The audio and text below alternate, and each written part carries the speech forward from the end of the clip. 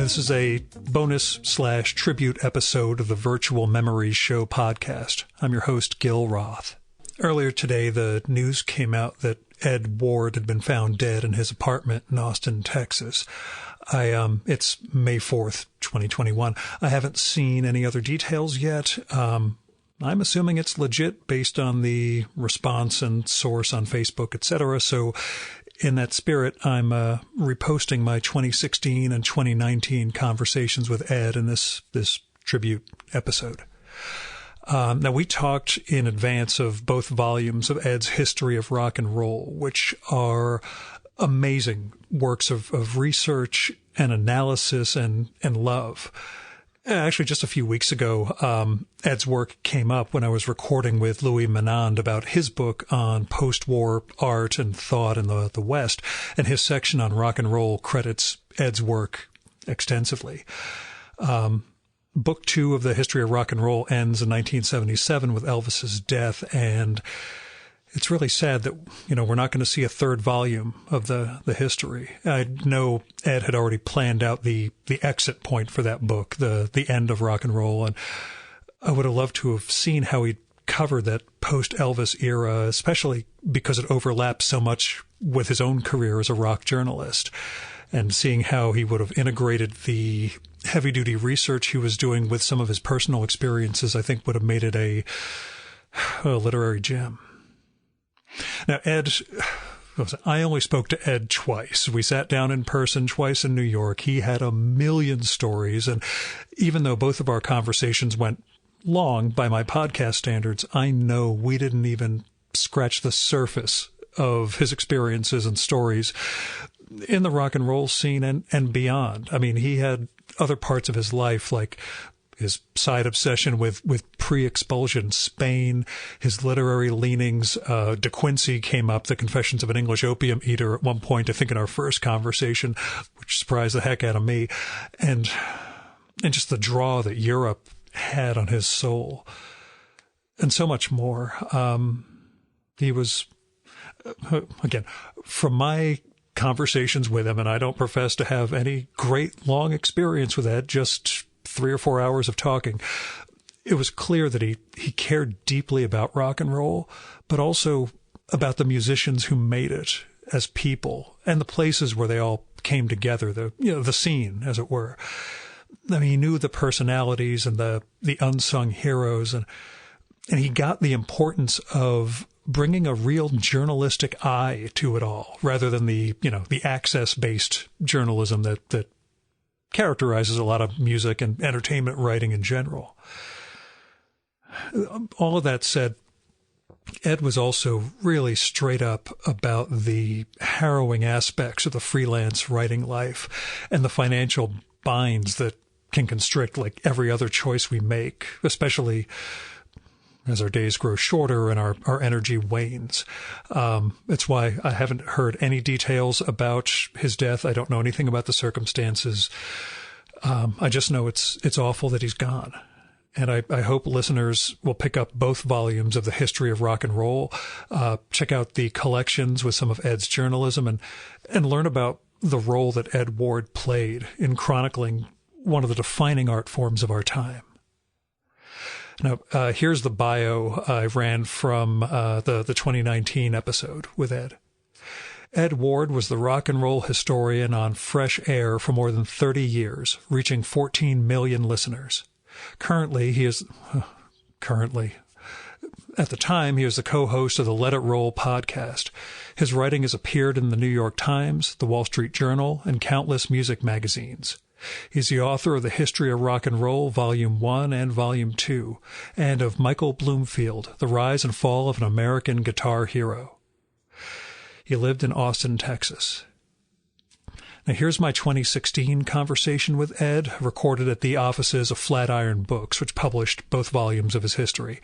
I'll follow that with our conversation from October 2019. Actually, what is home? What is home? I actually don't know. I've been thinking a little bit about this. I wanted to sit down with somebody I trust about it. And well, it can't be me, but go explore it a little bit. No, I don't know you all that well, and I don't know how you think. But back in the 30s, the Nazis had this dog whistle about Jews that was rootless cosmopolitans. And the first time I saw that phrase, I thought, "Ooh, that's what I want to be when I grow up." But here I am. I've lived in. I grew up in New York in the suburbs. I lived in San Francisco, which palled fairly quickly, but not quickly enough for me to leave. I lived in Texas for 13 years. I lived in Berlin for 15 years. I lived in the south of France for 5 years. And now I'm back in Austin because I thought I had to use the University of Texas library to do my research for this book, which I hadn't actually sold at the time, but things were getting a little warm in France. And is this the part about trusting someone? I'm just kidding. Yeah, no. It's so I don't really know. I mean, when things get intolerable in Texas, I try to arrange that I have a European trip. In terms of the climate or political climate, cultural climate? What's uncomfortable? What's uncomfortable? Yeah. I overall think had I been able to make the decision unencumbered by any other factors, I would have stayed in Europe. Mm-hmm. I mean, at one point it was either move to Barcelona and take my chances there with the illegal immigration status, or come back to Austin. And then I realized that the book might happen, so I thought, well, go back to Austin. A lot of my books and research materials were back there anyway, so I did. But everybody's so shocked by this election. I saw it coming, about a month in to my return. I don't like this society. And although I do realize that, utopia exists only in a book by Thomas More, I like it better over there. The idea of interdependence is utterly lost on Americans, it seems to me. And that I find to be a very valuable thing. French guy goes, that guy down the hall, he's a Muslim. I really hate him. But, if his kid gets sick, he's got access to the same medical stuff that I have. And, if he doesn't get it, then I don't get it. So I guess I'll put up with him. But, boy, his wife's cooking sure stinks. I wish they'd open the window. But, I saw that. I was very lucky. I had a sort of guru in Berlin, a taxi driver friend of mine who was also a grad student. And her father is a big deal in the Green Party, if he's still alive. And she did a really good job on educating me about how the system works there. And the more I saw of it, the more I said, I don't particularly like Germany. I really don't like Berlin. There are huge things in German society that really upset me. The self-flagellation is a terrible thing for people who are not. I mean, look, we are 50 years after the war, and even more than that after the really bad stuff. There needs to be a sort of turn in social attitudes, because it's not productive to spend so much of your time beating yourself up for something your grandfather did. And essentially, the template of society that I learned in Berlin carried on to France. And there it was different. I was going to say I was lucky. I sure wasn't. I had a pulmonary embolism in France and went to the hospital. And watching how that worked was fascinating. In terms of the fact that I was still alive. That was pretty groovy too, But having a National Health Service, you mean? No, I wasn't in the National Health Service. Okay. I was completely illegal. And yet, when I got out, I looked at the bill, and I was coming into a little money, and I thought, I can pay this. I went to my doctor, and she said, you know, you're not in the system, and you're illegal, but there is an office downtown where you can go and apply to have some of this bill paid. I said, but I'm illegal. She goes, there will be Arabs who are just as illegal as you. Okay. And I thought, okay, cool. What's the name of it? I am a doctor, not a social worker. And that was the end of that conversation. I thought, oh, hell, I can pay this. And my sister's a nurse practitioner down in Philadelphia. And she said, how much did it cost? I said, $16,000. She said, oh, it would be about 6 times that in the United States if you lived through it. Right. Okay. So rock and roll. Mm-hmm. Good idea. Well executed. Nicely done. What are the origins of the book? Where did it start for you to begin with? Well, I mean... And I know it's a lifetime thing, but if you want to... Yeah, I mean, I can say it started in Jeffrey Schlossberg's house when he was this kid he was a new kid in school, and he asked me to come over to the house, and he said that his brother was going to be a rock, which is a very hyper-local term. But it was late 1957 as far as I've been able to figure out. And his sister had all these records in her room, and she wasn't there. And so we went in there and played them. And this interested me. This was also the year that the Dodgers moved to Los Angeles. And there was all this thing among all the boys in the schools, what... Are you Yankees or Giants or Dodgers fan? And I figured, okay, the Dodgers. I didn't know any. I wasn't really interested. Oh, people marvel over the fact that I'm a Yankees fan who grew up in the 70s. Yeah. How can you cheer for the Yankees when the Mets were terrible? How can I get interested in baseball? I really can't. Yeah. But, it was like peer pressure. So I became a Dodgers fan for about 3 minutes, and then they betrayed me and moved to Chavez Ravine. Damn it. It's a beautiful ballpark. It could be. Yeah, it was also a pretty nice neighborhood before they knocked it out. So what happened was I somehow got into, I guess I was a pretty compulsive little kid, and I got into chart positions and what was selling and what wasn't. It wasn't so much the sociology, which I didn't understand at all, and I didn't really know who these voices coming through the radio were. But I did listen very closely. And the first thing that struck me was that these black vocal groups were singing very well. I was in the church choir or the youth choir or whatever, and I really enjoyed singing because I didn't have to learn how to play an instrument. All I had to do was keep a tune, which I could do. And so I guess that began the fascination. Then another answer to that question is that in early 1967, I had my last day of work at the Metropolitan Museum of Art as the stock boy for the Christmas cards, and the other stock boy invited me and my girlfriend over for dinner, and I bought tickets to a Tom Rush, Judy Collins concert at Town Hall as a sort of celebration for her, and got great seats because the show wasn't selling. And it turned out the woman at the box office was somebody I knew from a previous job at the McCarter Theater in Princeton, which was where my girlfriend was from.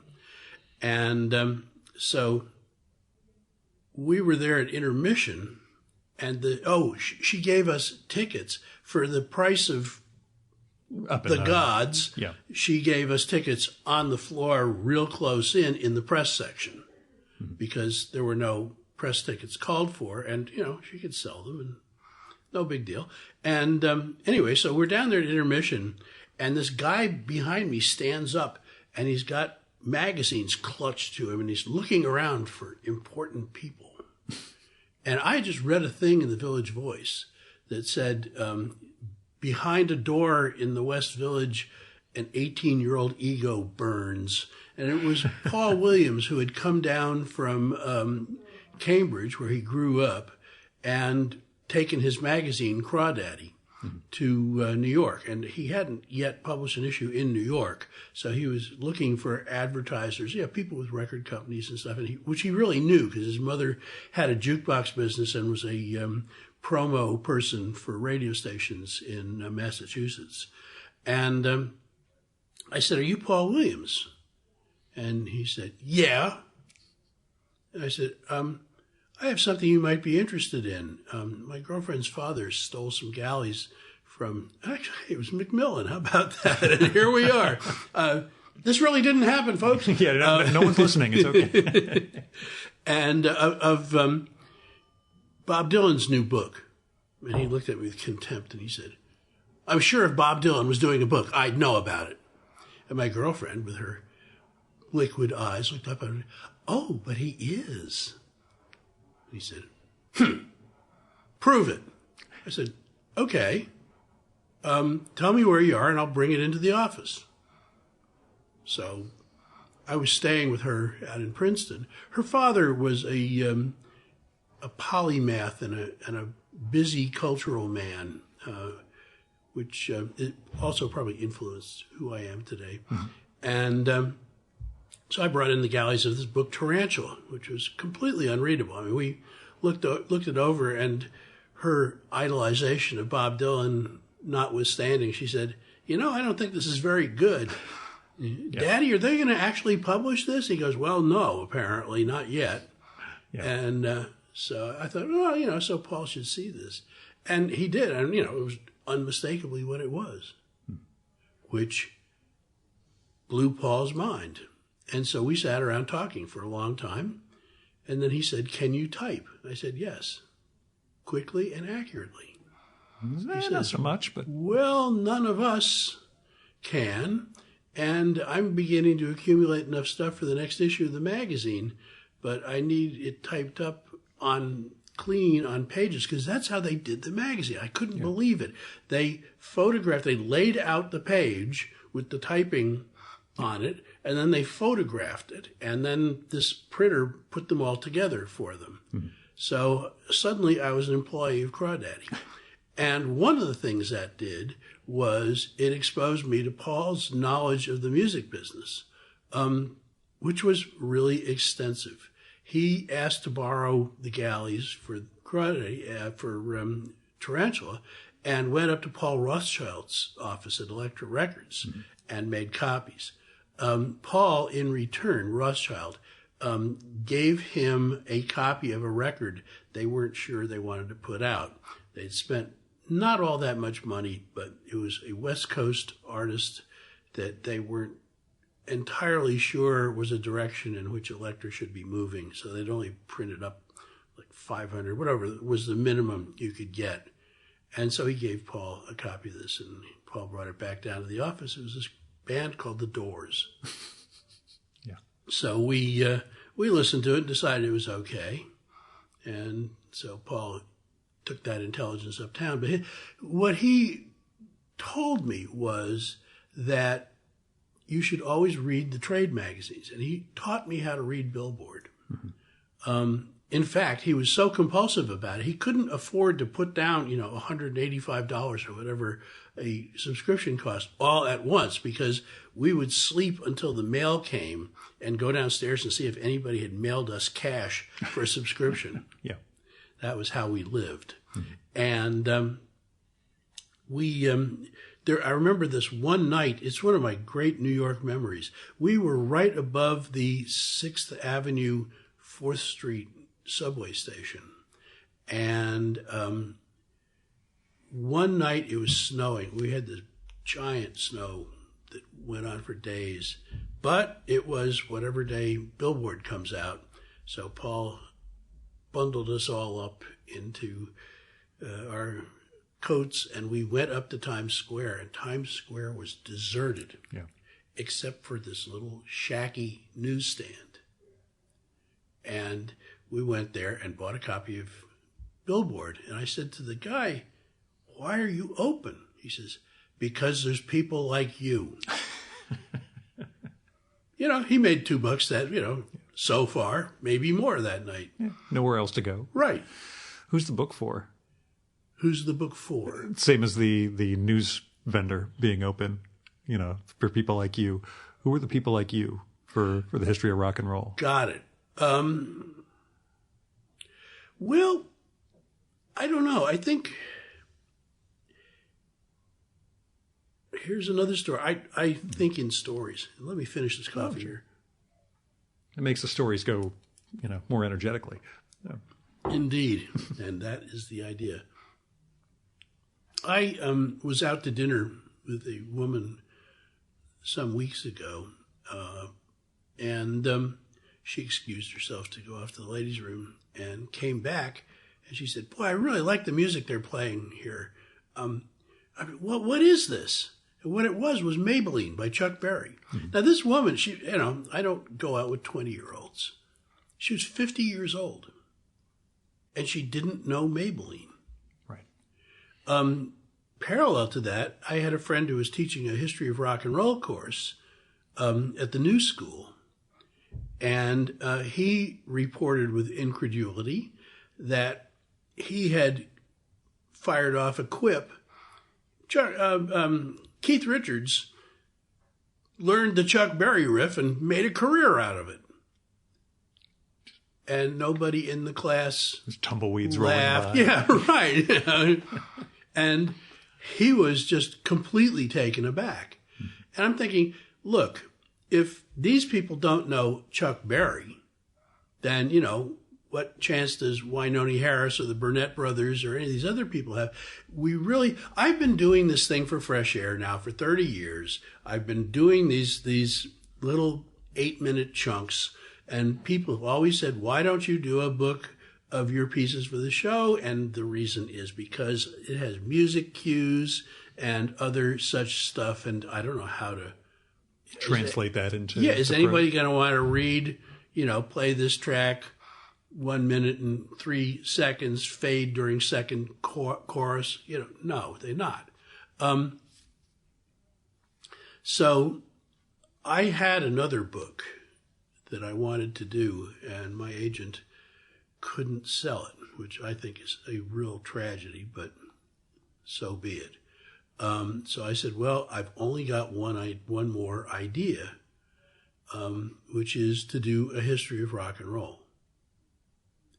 And then I thought, well, probably because people go, they hear one of my shows or one of my little pieces, and they go, wow, I didn't know that. And some, when you do the Aravons out of St. Louis, the band that recorded next door to the Beatles and had George Harrison sitting in the control room going, wow, that's really something.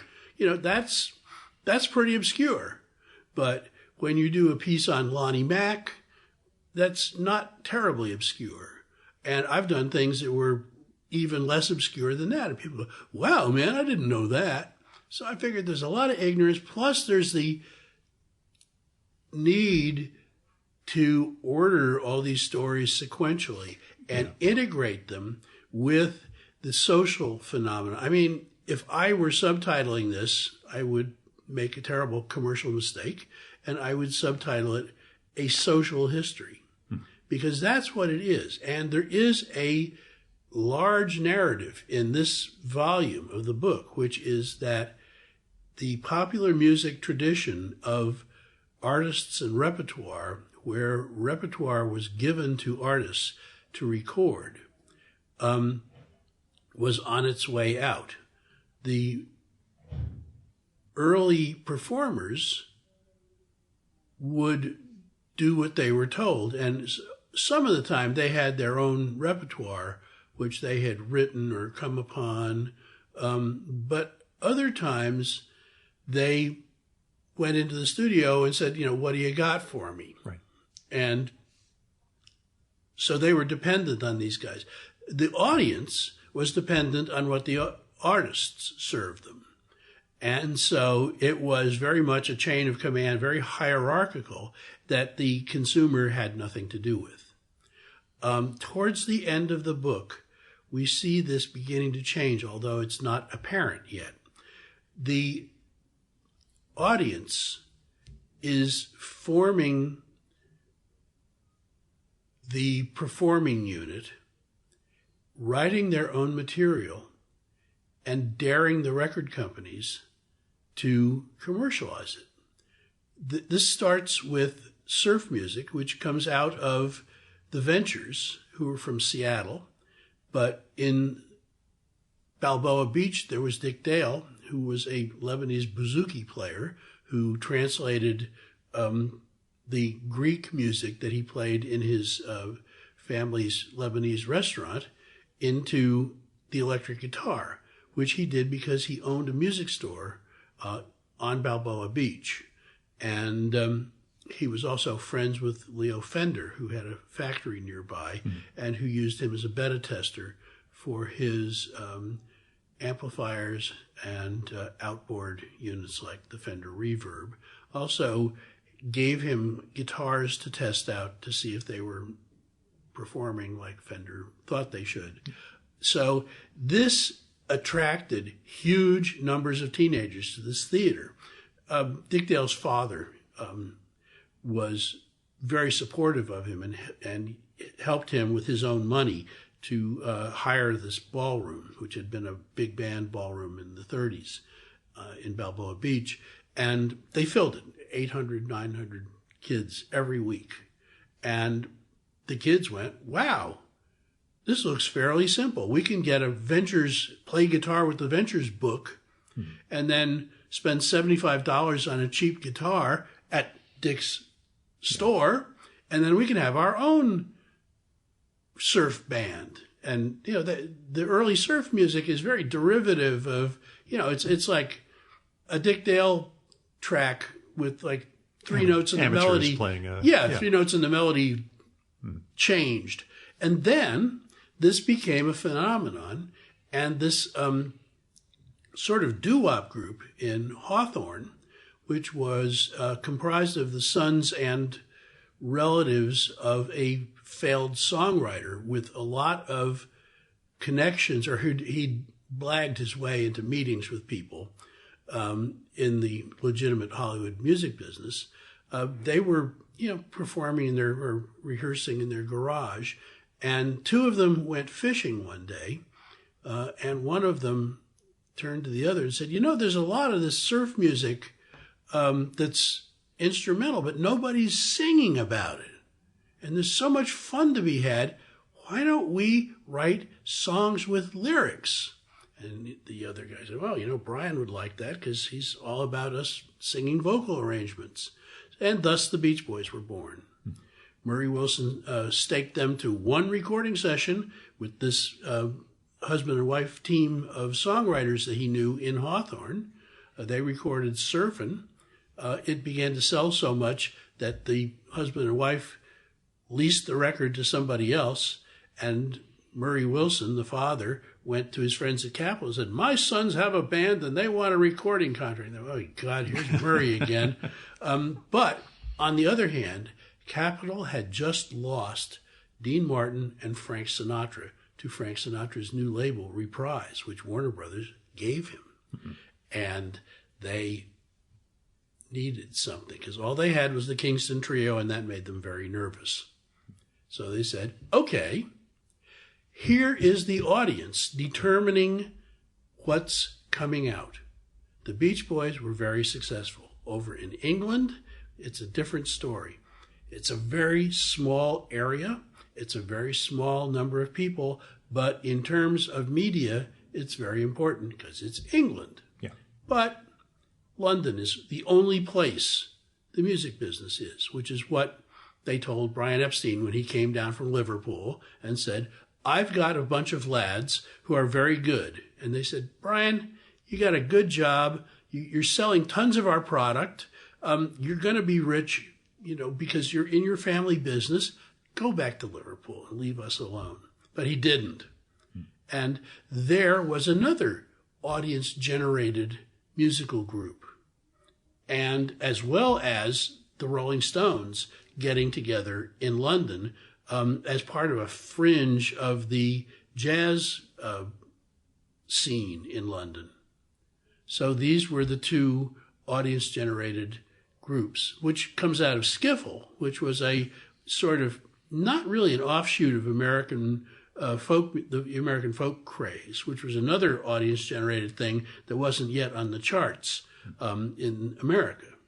So by the end of the book, we're seeing this change, this turnover. Suddenly there are really young guys working for record labels. Phil Spector, Snuff Garrett. Really little more than teenagers. I think I don't know how old Snuffy was, but Phil was like 22. So, like Brian Epstein, just a little bit older than the musicians he was working with.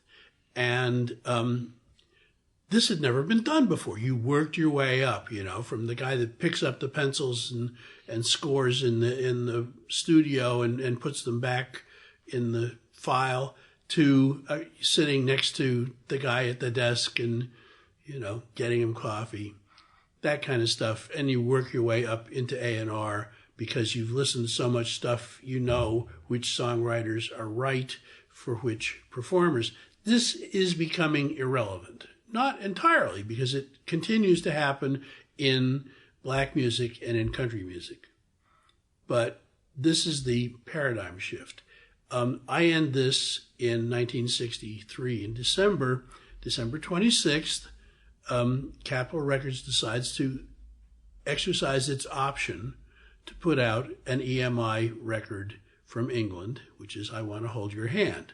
They do it on the 26th as sort of a way of showing EMI England that we are tired of you pestering us. We'll put this questionable piece of product out and see what happens, which won't happen because we released it on December 26th. Yeah. And not realizing it would be the greatest pop single that's ever been written. But, well, not realizing that the audience had been primed for audience-done music. And although these guys were British, they looked odd, but they were cute. And the music was good. Plus, after a diet of people named Bobby from Philadelphia, they were really, really ready for something new. And not everybody identified with surf music. Not everybody identified with the Four Seasons, who are about to shuffle onto the scene. Those were, to some consumers, those were polarizing acts. The Beatles, for some reason, were more universal. And most important, they were attractive to girls. And this was a really untapped, not as much untapped, but as far as white audiences, girls weren't the target. Engine. What? They weren't the target. Well, no, they weren't the engine that was driving sales. Yeah. I mean, it reminds me of when Titanic came out in 1997, and nobody really understood that girls were going to go every week and watch that movie again and again and again. And it was just one of those like, wow, this movie's actually doing better, because the box office is actually building each week, which the studios were not expecting at all. Well, and that rarely happens with movies at all. Yeah, yeah. And nowadays, of course, it's all first weekend. But at the time, I remember that was the big moment. Yeah, Holy crap. These teenage girls actually have income or money that they're willing to spend to see a... And to some extent, they were already understanding that, because... I mean, I call it the McEwan Phenomenon, after my friend Joe McEwan, who actually verbalized it to me. Every summer, minority females want ballads. It sounds right. And although there wasn't any market research, because this stuff was going to go away, let's face it, why spend too much time looking at it? But this was already in effect. Yeah. And black labels knew that. I mean, whether, consciously or not. Or they just, So that when a really smart black guy like Berry Gordy starts a label, there's always a summer ballad. The Miracles? Is that, if you were like trying to build a robot to appeal to black teenage girls in the 1960s, wouldn't you invent the Miracles? And in the process of making the book, I mean, you got this encyclopedic knowledge of I don't even say the industry, like the art form, the genre, the whole shebang. Yeah. What was that curation process like for you? Like trimming it down so that, I mean, you can put Elvis in, but you could also make Elvis a multi-volume thing. Which Peter Guralnick did. Yeah, and same thing with Sam Cooke. And here's the thing. The problem I had to solve was that I'm not going to outdo Peter Guralnick's two scrupulously researched, well-written, and lengthy books on Elvis. I'm not going to be able to beat, I apologize here, I can't remember the guy's name, who sat down with Carl Perkins for weeks and weeks and weeks and transcribed his autobiography and asked the right questions. I'm not going to be able to compete with a lengthy history of Motown. I'm not going to be able to compete with nerds who put together books about what they call doo-wop, which is a term I don't much like. I notice it doesn't come up in here. It's black vocal group music, and get used to it. I'm not going to be able to compete with blues scholars who have done incredibly detailed research. So I'm just going to tell the story. And I hate to say this, but my modus operandi was, I thought when I moved back here, I thought I was going to have to use the University of Texas Library because they had Billboard on microfilm. But you know what? Google has Billboard right up to last week's issue. You can't get this week's issue, but you can get it up to last week's issue online. So I could have moved to Barcelona, but I didn't.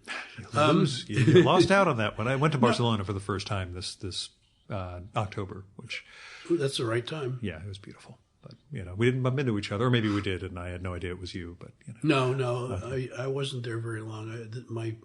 The vacation I'm still on, because I haven't moved back to my house, went to other cities for the most part, because I was trying to see what the rest of Spain was like. And I've also become somehow obsessed with the pre-expulsion tripartite culture of Muslim, Jew, and Christian, and the interactions between the three in cities like Girona, Valencia, Toledo, where it existed. And I don't know why I've become obsessed with this. Something's going to come out of it. I absolutely know, but it ain't there yet. Yeah, you got time. Yeah. I like to think.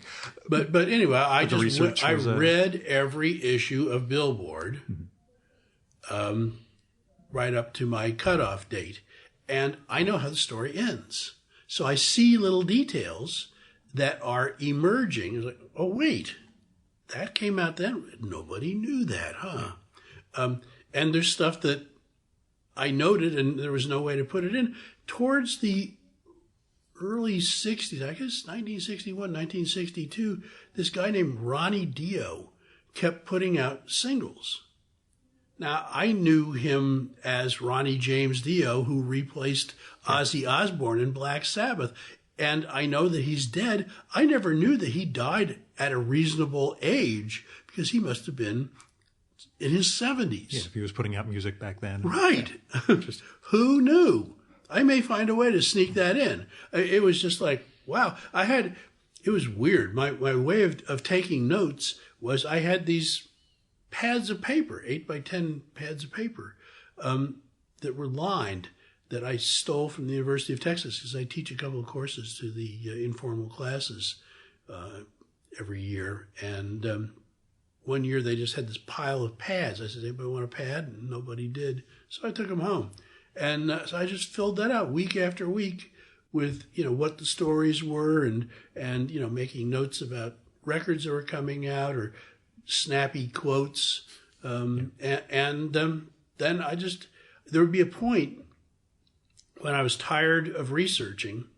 So I would just put all that down and find out where I had left off writing and start writing. And then there was obviously a point when there were threads that needed to be amplified and things that I wasn't sure how to deal with. So back to the billboards. And was that the primary research material That for was you? Was there that, also... and the fact that I had so many CDs around the house, thanks to Fresh Air.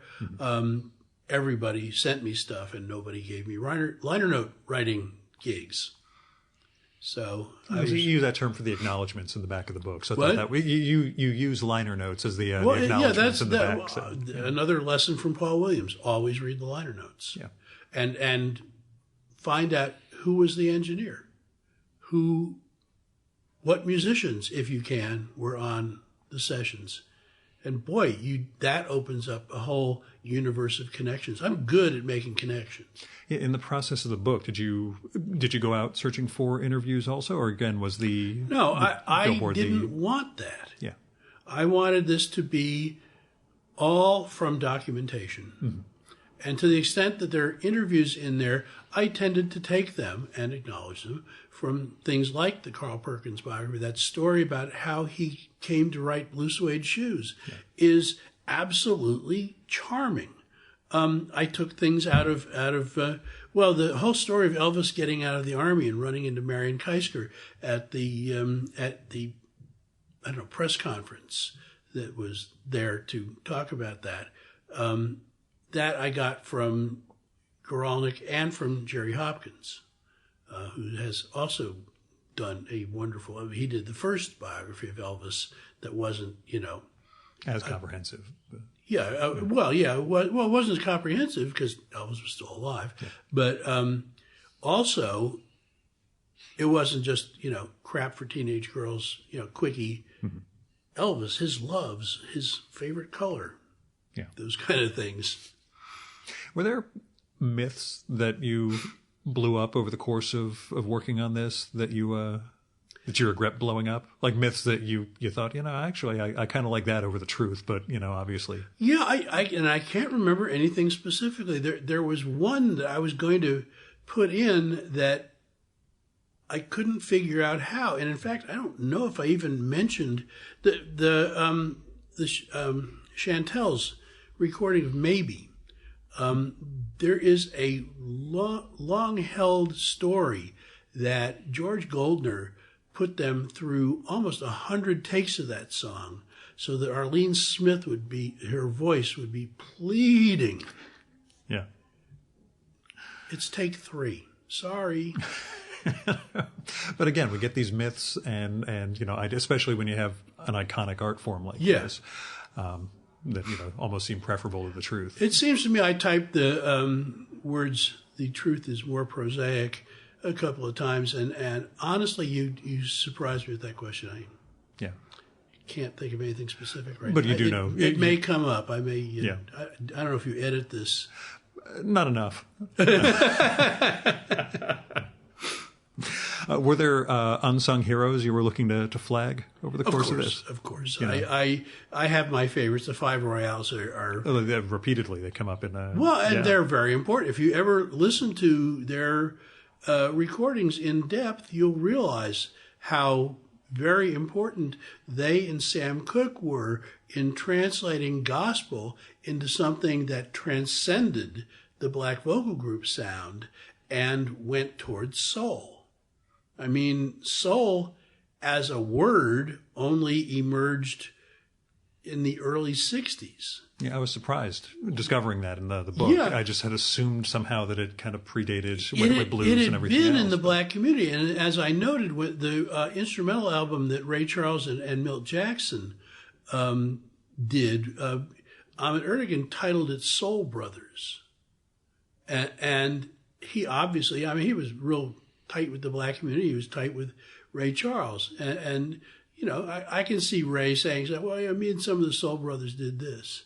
And so here's two very popular artists, one of whom is more popular as a singer, but is also a great piano player, and the other of whom is the vibraphonist from the Modern Jazz Quartet.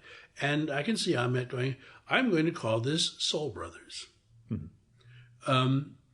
But, that is why they're important. And there are the fact that the Burnett brothers were playing actual rock and roll as early as 1951, as attested by people who heard them around Memphis. I really, really, really did not want this to be another book where Elvis strides into Sun Studios, does an audition for Marion, and invents rock and roll. I actually have had people say, but didn't Elvis invent rock and roll? No, nobody did. It was a process. Elvis had a hit record. So did a lot of other people. Yeah, what were I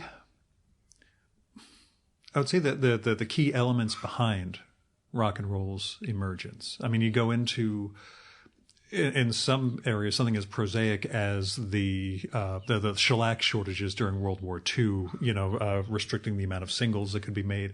And the rubber shortage as well, making it hard for large bands to tour during that era, not to mention your saxophone player could be drafted. Right. The technology, the talent, the distribution, the mob, which is, of course, underlying everything.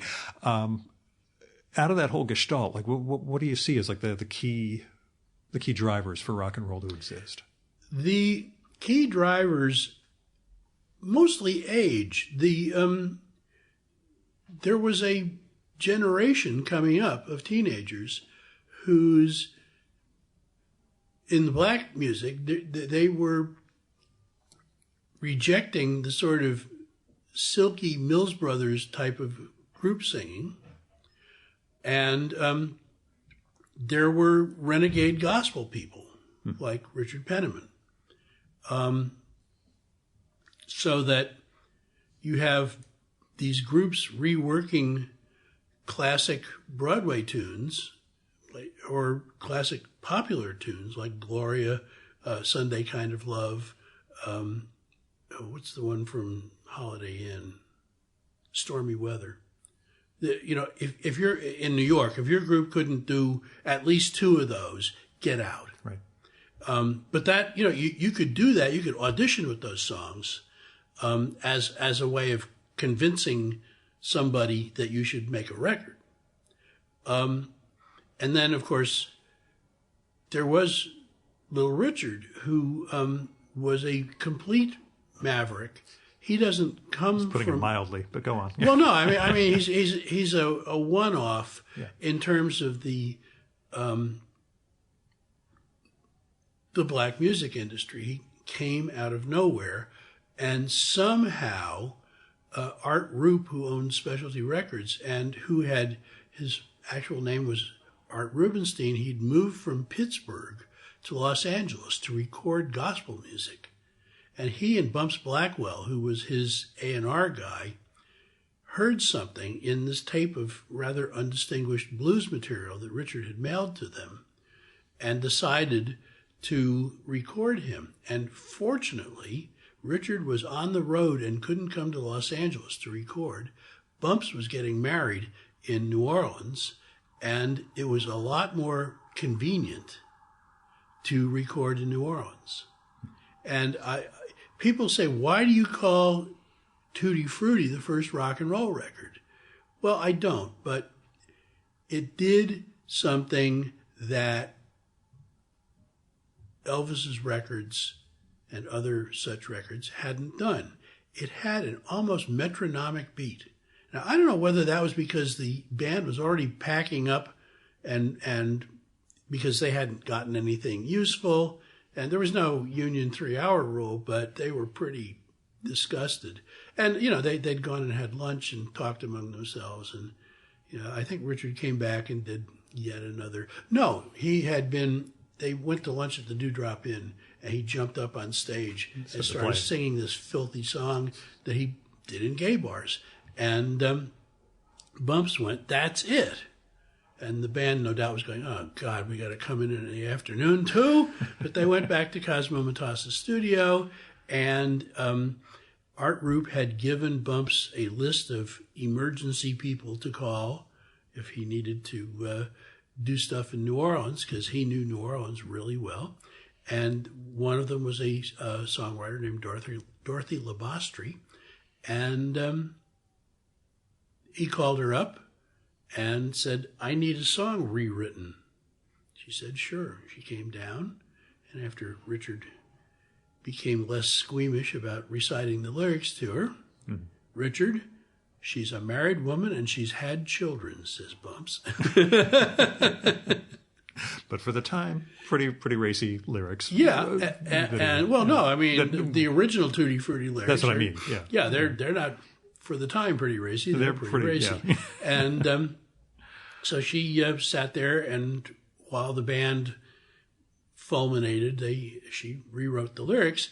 And so to get rid of to get this session out of here, they played, and Earl Palmer, who was the drummer, his beat was in no way syncopated. It was in no way indebted to swing.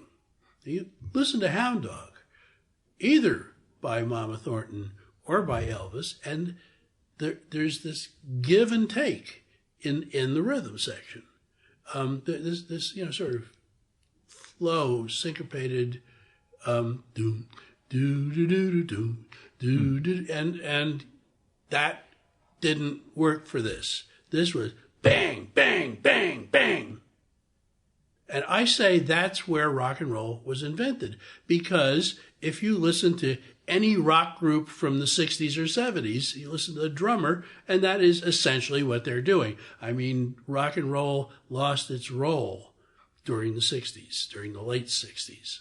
And I will be concerned with that in the next volume. Which will cover 64 to 2000? That's right. Ending in 2000 with the invention of Napster. Yeah, I would just find it impossible as it proliferates and as there's so many different scenes growing up. I can't imagine what you have ahead of you to put that together. Well, not that I want you to be scared or anything. But, I know exactly what I want to do. Yeah. And I don't think that when I start finding the facts that anything's going to be contradicted, because after all, after 1967, I was in the middle of this in one way or another. Talk about that a little bit. What was your, what journalistic influences, I guess, did you have back then? Paul at Crawdaddy. I was there for a couple of months, during which time a magazine called Aspen, the magazine in a box, flew me, because I was a student and I had the ability to get half-price tickets. Back in those days, airlines did that. So they flew me out to San Francisco, and I, through a story it's too long to relate for your show probably, I was told to go to a certain address and ask for some people, 1836 Pine Street in San Francisco, which just happened to be where the people who had founded the Family Dog lived. They had since given it over to Chet Helms, who was the guy who made the Family Dog famous as a competitive concert promotion group to Bill Graham and his empire. And they said, "Oh, you want to know about hippies?" And they showed me around. Wait a minute, I'm journalistic influences. Yes. So anyway, all the stuff I learned at Crawdaddy was one thing, and then I went back to college, and I was in the alternative bookstore, or whatever you'd call it, and there was this new magazine called Rolling Stone, and I picked up a copy, and in the back it said, we're looking for writers. And I thought, well, geez, I even have experience with a rock magazine. So I wrote them a letter, and they sent me a big box of records of electronic music, which I wrote an essay on, at which point their record review editor, Grill Marcus, said that he was going back to get a master's degree at Berkeley, and would I be interested in a job, taking over his job if they liked me at Rolling Stone. So I was taking a course called First Person Journalism. It was the only journalism course I ever took, because there was no journalism program at Antioch. And there was very little program at all at Antioch. It was the most chaotic educational environment anybody could be in. And I went to Hampshire College, so I can disagree. Oh, never mind. Right. Yeah, I understand. But anyway, this professor had gotten a grant to do this first-person journalism thing, and he would give you money to go pursue a project. So I said I wanted to do a piece on the student strike at San Francisco State University, and next thing I knew, I had another plane ticket to San Francisco. Brother of a friend of mine lived in the Mission District, so I had a place to stay, and I went out to San Francisco State and did what I considered reporting, and also I dropped by the Rolling Stone offices where I did something really bad.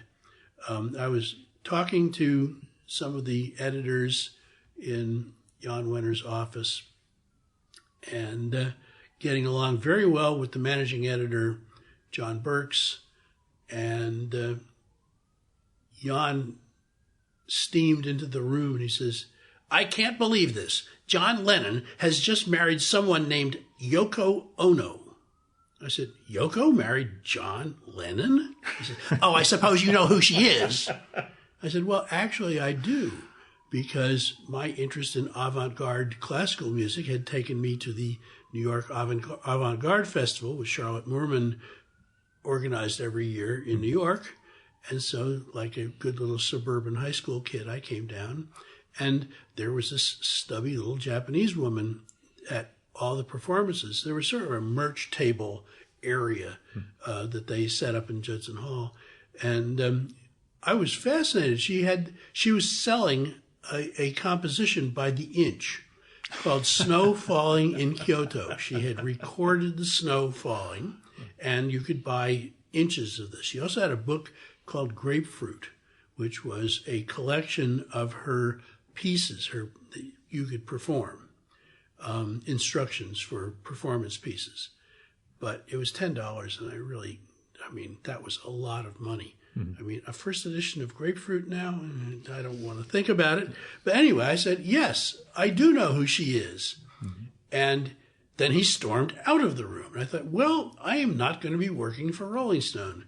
But I underestimated John Burks' power, and eventually I did go work for Rolling Stone. And you say journalistic influences. People say, "Did you go to journalism school?" I go, "Yes, I went to John Burks." Yeah. Because Burks was a former Newsweek stringer in San Francisco who was annoyed that he couldn't wear his hair like he wanted to, and that he was scared he was going to get busted if he went out to smoke a joint at lunch. So when he heard about Wenner, well, I'm sure he knew about Wenner because Wenner was sort of supported by Ralph Gleason, who was the San Francisco Chronicle's jazz critic, but who was also writing about rock and roll. Was there a sense of inventing this as it was going along? Inventing the journalism that would cover this sort of... It had already been invented. Okay. Crawdaddy had invented it, yeah. and his competition up in Cambridge was a magazine called Fusion, which was mostly boring Harvard kids Gotcha. writing exegeses of records they liked, which Paul was also prone to do, but his language was a little more common. Okay. And fan culture is that, again, you mentioned before we started the cartoonists and other types that I've recorded with. Right. The science fiction authors, same thing, that fan culture was critical as they build up. Paul's first publication was a fanzine, science fiction fanzine in Cambridge. Yeah, it's a phenomenon that's come up repeatedly, and I see it particularly post-war, just a few years after, where you start with this sense of fan interaction, right, bridging into professionalism. Right. But in most of them, it's writing itself, whereas here it's writing about another art form. And in the 6 months I was at Rolling Stone, other magazines started. Yeah. Cream magazine, I think, had already started, but didn't have enough money to keep going, so they suspended publication. But they were about to start up again, which was good because shortly after I was fired, Dave Marsh, who I had used as a critic, I was the record review editor. he asked me if I wanted to write for Cream because I was without work. Is it too long a story to ask how you got fired? Or too embarrassing a story? Oh, it's not embarrassing at all. I've told it numerous times. Oh, okay. But, and Winter, I believe, denies it, but it's true. He was actually trying to get rid of all of us because he didn't know how to make a magazine. But Burke showed him how the structure worked and how a different constellation of talents could work together to come up with a collective identity for a magazine. So Jan, I think, figured, well, all these people are just a little too weird and not controllable, so I'll get rid of them and get employees instead. So he was trying to get me to quit because he didn't want to fire me because then I think he'd have to pay unemployment. Mm-hmm. And so one day I was assigned a story on maxi discs, which were happening in England, where you'd record your A side and then you could put two more songs on the other side. It wasn't an EP. EPs were 4 songs on a 45, and these were only 3, so they called it a maxi disc. And he said, I think this is a good idea, and I think we should say so. So I took the Billboard article, which was like 4 paragraphs, back to my cubicle and rewrote it and took it to him. He said, no, this is wrong. You have to do this and this. So rewrite it. By the 21st rewrite, this is one of those rock and roll myths. I was pretty angry. Yeah. And I stomped out of his office back to my cubicle, and there was a broom with a note thumbtacked to it. This office is a mess. Clean it up now. And it was signed Gretchen. Gretchen was Jan's secretary, Gretchen Horton. And I literally saw red. This has never happened to me. There was this red in front of my eyes. And I picked up the broom and I heaved it. And the minute it left my hands towards the door, I heard, I'm not through with you yet. Hit him square in the face. He fell on his ass. He said, come here. I picked up the broom and started chasing him and swatting him with it. We ran all the way through the office, and he opened the door to the fire escape. Now, it was an interior fire escape. And I went out there. I dropped the broom, went out onto the fire escape with him to vent my rage. Yeah. And he said, I hope you know this means you're fired. I said, you can't fire me, I quit. Hey, 21-year-old kid versed in all the cliches. Yeah. So we silently walked down the stairs into the lobby, punched the elevator button, rode up the 3 floors in silence, and I began to contemplate what my future was going to be because it really didn't look that good.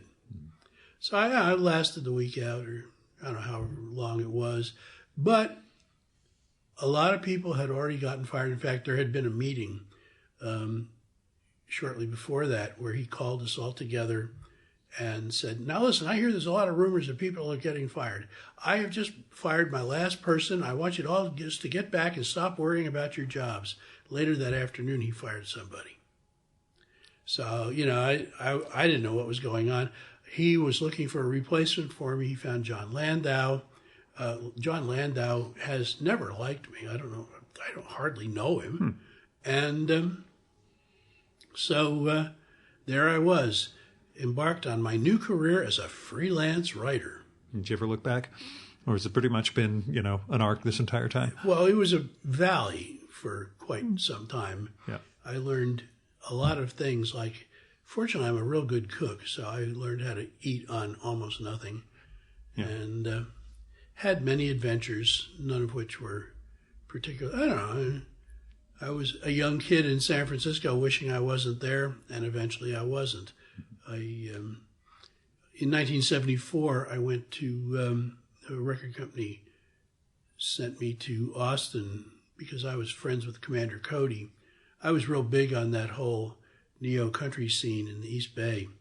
And Commander Cody was cutting a live album at the Armadillo World headquarters.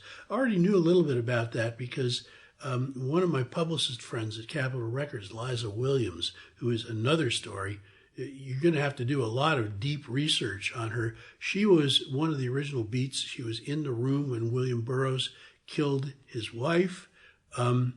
She had been thrown out of South Africa because she was helping the ANC by smuggling arms to them. I mean, Liza was an amazing person. I assume she's dead, but I have no way to know. The last anybody heard of her was, I think, in the mid-'90s as a Zen nun in New York City working with HIV people. Huh. But her name really wasn't Liza Williams. That was the name she appears in Beat Histories is different, and you'll recognize it if you have done any research into Beat literature. Anyway, Liza, while I was still at Rolling Stone, had gone to Austin because Capitol had signed a band called Shiva's Headband. And she was just knocked out. She was really terrified to go to Texas. And she got to Austin, she was like, it's hippie paradise. This isn't Texas. This is, yeah. Right. And she said, there's this man who's obsessed with armadillos. I sent you some of his artwork. Yeah, she sent me a billboard, a Sunset Strip billboard, wadded up into a package like this. I wish I could find this thing. This would be worth so much money these days. I mean, and also it's Jim Franklin who invented that whole armadillo iconography that Austin continues to feed off of. And Jim is still there. But she said, this is a wonderful place. And she sent me all this stuff that she'd picked up while she was there. And so I was aware of it. And so when Commander Cody and Armadillo World Headquarters, I thought, ooh, this is something I've got to do. So I got an assignment and went down there. And I was just knocked out by it. And then my friends, a college friend of mine had formed a band in West Virginia called Asleep at the Wheel, and they moved to Oakland because the Commander Cody band said, this is where you need to be. And so they were achieving some success, and they made the decision shortly after to move to be headquartered in Austin because, as Ray Benson, who was the guy I knew, said, we're there all the time anyway. It's a whole lot cheaper to take the bus out starting in Austin than to go through Arizona and everything on our way to Texas. Mm-hmm. So they moved to town, and I went down there. I said, oh, I really like this place. I had a dinner with Rolling Stone's correspondent, Chet Flippo, and he brought over this kid that he was helping get into the media named Joe Nick Petoskey. And so Chet and his wife Martha and Joe Nick and I had dinner, and she went and got it from the tamale house. And I pulled out a $10 bill and I said, let me help pay for this. And she said, $10? I could feed all four of us and bring back change. Yeah. Don't worry about it. Wow, not only is this place great, but it's cheap too. Mm-hmm. And it was back then. Yeah, I assume that would make a whole separate podcast if we talked about how Austin has changed over the 40 years. It would be me sounding like a bitter old man. Yeah. But you know. When I was pretty much at the lowest point of my life in San Francisco, I got a call from Joe Nick saying, hey, the daily paper here needs a music guy. You want to apply for the job? I don't want it. He was at Texas Monthly by then. I said, sure. So I went down and interviewed for the job and got it. And got to move down there and work at a daily paper, which was yet another educational experience. I remember going out and interviewing somebody. It was probably because I could get to Willie Nelson. His manager was Cream's business manager. Mm-hmm. And so I could pick up the phone to somebody and say, hey, I need to interview Will. And they go, okay, which nobody else could do Right. because Will didn't much like the press. But I'd been at his session for Atlantic and actually wound up singing on one of the albums he cut down there, which was The Troublemaker. It's never been reissued. It's all Because hymns. of you? Oh, okay. No, it's all hymns, and then one original song called The Troublemaker, where Jesus is the troublemaker. Mm-hmm. And so I was he said, I want these songs, Shall We Gather at the River? And I forget, there was another one. He says, I want them to sound like an unschooled church choir. So I want everybody to be around the microphone. And that included me and Waylon Jennings and Jesse Coulter and various members of his band. And here we were belting out these hymns. So I already knew Will. Wait, this story was going somewhere, and now it's not. History of your career, regionalism. Actually, that's since we're going to get kicked out of this room soon. The thing I wanted to ask, throughout the history of rock and roll, your volume 1, regionalism is critical. There Right. are all these different regions and pockets that music scenes are coming out of. Does that exist? No, nowadays? it hasn't existed for years. Yeah. I mean, the idea that it began to die with Gordon McLennan in Fort Worth and his adoption of the formula of top 40. Certainly. It yeah. also began to break down when ABC Television picked up the regional Philadelphia television show from Dick Clark, American Bandstand. Mm-hmm. When you can broadcast your information nationwide, or when your formula for programming becomes a nationwide thing, it's a whole lot easier. All you have to do is break your record on Bandstand and on a McClendon station, Right. and you have now conquered the world. So, but things like country music and black music were regional a lot longer because there was less money involved. And unless one of your acts broke nationally, it would be regional. I mean, Motown and Stax were both regional and national. You get deep into their catalogs and you'll find artists you've never heard of making very good records. And also, for instance, in Memphis, you'll come up with High Records and Goldwax Records, which were two black labels that made magnificent music. High had some national hits, but Goldwax really didn't. And there's great, great music there that was only heard in the Deep South.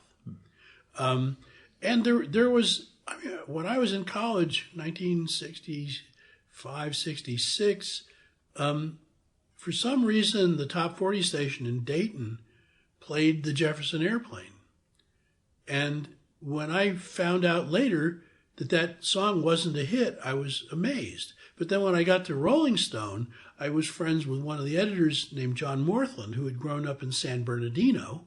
And he'd go, well, you know, there was this. I went, what? And you've never heard this? And it turned out that we had two parallel but completely different experiences learning about rock and roll, because Southern California and New York and Chicago and New Orleans and, you know, every place in between were different places. That eroded pretty early it began to erode seriously very early in the 70s. And it's a shame. We may be going back to that since musicians can't make a living anymore, and maybe they won't be able to afford to tour. Maybe there will be regional phenomena, and that might be interesting. I don't know.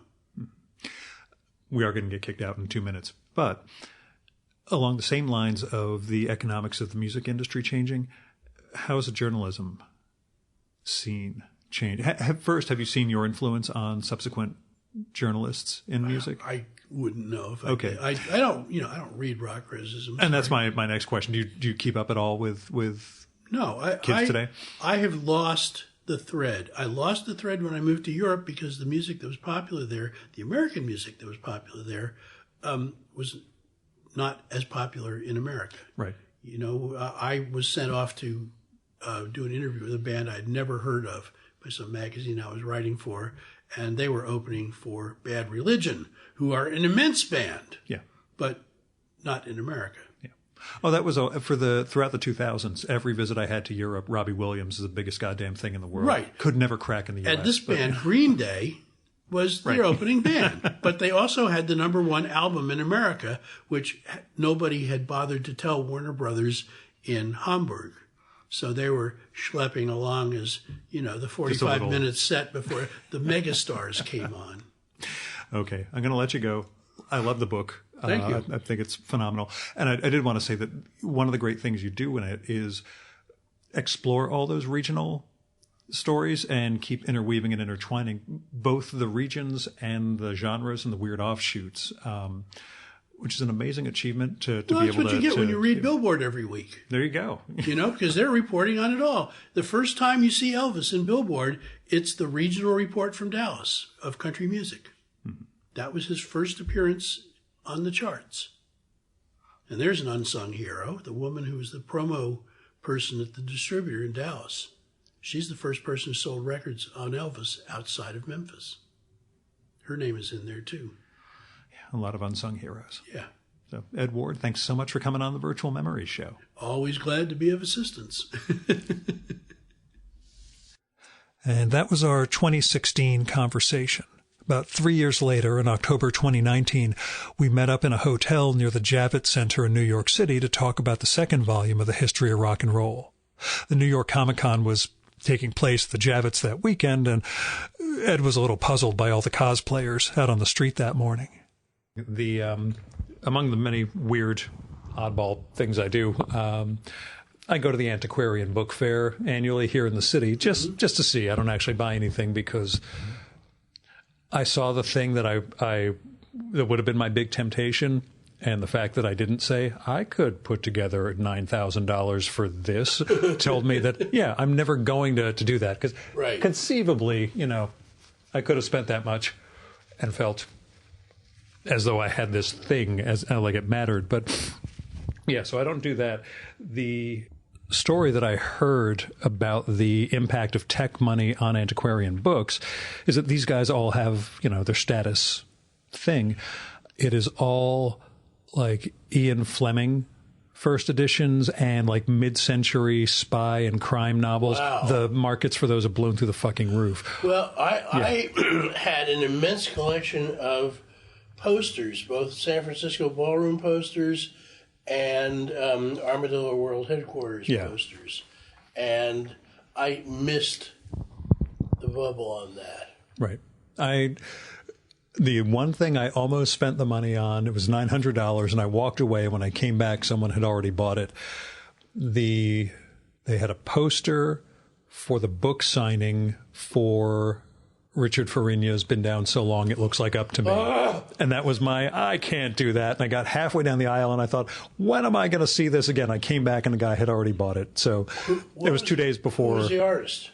There's no art even. It was just typeset. So at least there wasn't I'm sure if there was a visual, it would have. Schmidt that you it would have blown through the roof. Yeah. But that was as a Farina and Pynchon, et cetera, fan. So it was scheduled. It was the thing he was headed to when he died on the motorcycle accident. No, it was the thing he was leaving.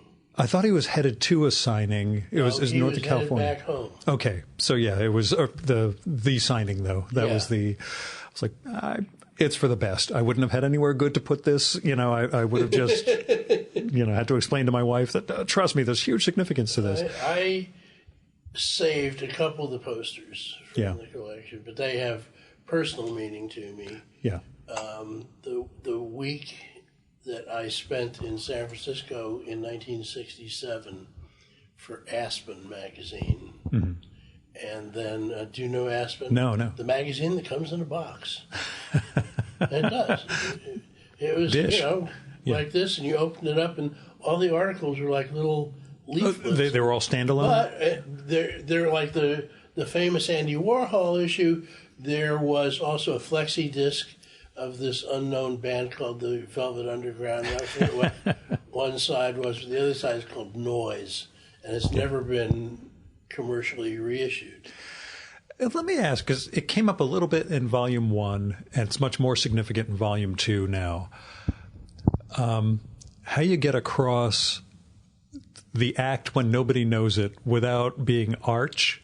Like when you mention, a little band in California that turned out to be the Doors. You build up to the Doors, or, the Eagles were a bunch of backing guys. Just as a writer, how was it, or what was the approach to try to do those things without, overplaying the significance? The main way I wrote this book was I had two modes. I would start work by reading Billboard and or Rolling Stone after 1967. Mm-hmm. And I would watch, my whole capsule explanation of why I'm the guy to do this book is I was there and I know how the story ends. Yeah. And when we come to the Beatles and afterwards, I was more there than ever before because I was graduating from folk music to rock music. Mm-hmm. And so going through Billboard, I see little tiny articles. I go, oh. Yeah, I know where this goes. Yeah. And so there we are. And that's how I can plant those little seeds. Mm-hmm. Yeah, like in Volume 1, you mentioned when we talked last time the Dallas stringer for Billboard, who was the first person to notice Elvis Presley. I think she wasn't the stringer for Billboard. She was she worked for a One Stop, a record distributor. Okay. And she heard the record. It was just one of the things they were going to carry, because they did a pretty good country music catalog, so they would naturally get this from Sam Phillips. Mm-hmm. And she was the one who, got him to Texas. I mean, that was where they went first. Yeah. It's just amazing. And you end book one with that insane profusion in 63 into 64 of just, single after single after single coming out and all these things that we consider absolute classics. Right. And again, starting in 1964, you have a couple of those paragraphs and this summer, this is what came out. Right, exactly. Because, and there's really not that much use to describe any of it because it's a method of moving the narrative along, mm-hmm. which is what I want to do. I mean, really, for me, the number one thing is the narrative. Yeah. I want people to read these books like novels. And what was a challenge for you with this volume compared to the first one? Well, nobody read the first volume. That's I read it. But other than that, yeah. But I mean, in terms of writing it, were there challenges as the scenes, the various geographic scenes grow, the different genres fuse further and further? Well, once again, it's a question if I was there and I know how the story goes. Mm-hmm. It was a matter of kind of keeping an eye on the present. Mm-hmm. Where, one of the things, for instance, that's not really that much to do with music was when the Sir Douglas Quintet got busted in Corpus Christi. That was because there was this young narcotics agent who wanted to make a name for himself, and his name was Joe Arpaio. Yeah, I caught that reference. Thank you, Joe Nick Petoskey, because he made this film about Doug Somm. Mm-hmm. And he sent that to him, and he goes, check this out, dude. I mean, it's not in the movie, but I went, what? But it was a Corpus Christi Caller, which is like a real newspaper, and it said, musicians arrested for narcotics or something in the headline. And not only that, it wasn't just a band, it was a colorful Austin character. So I was able to sort of contextualize it. Mm-hmm. And again, that sense of, I guess, narrowing down the fire hose as all those sources start growing and the scenes start growing bigger and bigger. Again, what aspect of your journalism background versus long form writing, really plays into that? Well, the main thing was to do a day by day synthesis of the news, and then once I had it all, this happened, and this happened, and this happened. So how do I take those three, and how do I prioritize them, and how do I put them on the page so it doesn't look artificial? Yeah, or arbitrary, right? Or that you're forming some sort of correlation that doesn't. And I'm not making an argument. Yeah. I'm just telling it like it is, man. Yeah, it's just, there's such a breadth of sources there when you break off that one chapter to just start exploring Jamaica and the reggae scene, and then how that feeds back into... Yeah. Whereas the flowering of reggae in the United States comes later. Yeah. But I needed to mention, well, partially because of the early stuff like Double Barrel and Israelites. It had to be, because what was this weird stuff on the radio, It was on the radio. Israelites, and You Can Make It If You Really Want by Desmond Decker, those were actually on the radio. I don't know why. Yeah. It wasn't like the Jamaican community in New York was clamoring for, Yeah, and I forget where it was, but these records broke out of, like, Pittsburgh and Cleveland or something. Yeah. Places where, if they're Jamaicans, they can easily sit down to one table for dinner. Right. And somehow it caught on and yeah. I honestly don't know. But the difference between Volume 1 and Volume 2 in terms of this being, you being part of the story this time around, you don't interject yourself as a character into it in the slightest. And I won't. Right. But it is an era that you were there for and that you were a journalist for, as it starts to roll. In 1967, I was at Crawdaddy, Yeah. How did the research versus your own memories and experience, color that the book? Were there things that you thought you remembered, but when you start researching it, you're like, nah, that doesn't fit. That's actually... Probably. Yeah. Right now I don't remember it because I've revised it, even in my head. Yeah. There were aha moments that especially reading Billboard, that made me go, oh, that's why that happened, or how that happened. Yeah. In terms of keeping that sort of objectivity, then, it was about subsuming the Ed Ward experience. Well, in a way, I'm writing my memoir. Yeah. But... It's all in code? Yeah, exactly. I was there when the Sex Pistols broke up. I was the only journalist given a backstage pass for the Winterland show. Mm-hmm. And because I went to Winterland every weekend as a way, not every weekend, but I saw a lot of shows there. If I could get on a record company mailing list. Not mailing list, record company. Comp list. Yeah, comp list. And so it was just a normal weekend. But for some unknown reason, I remember going up to the box office, and the woman went, "You have a backstage pass." There are no backstage passes. But she stamped my hand with the special symbol, rubber stamp. And after the show, I went backstage just to see what was going on, see if the guy who had given Bob Merlis, the publicist, see if he was back there, and go, "Bob, there are no backstage passes." But he wasn't even there. He was not very present.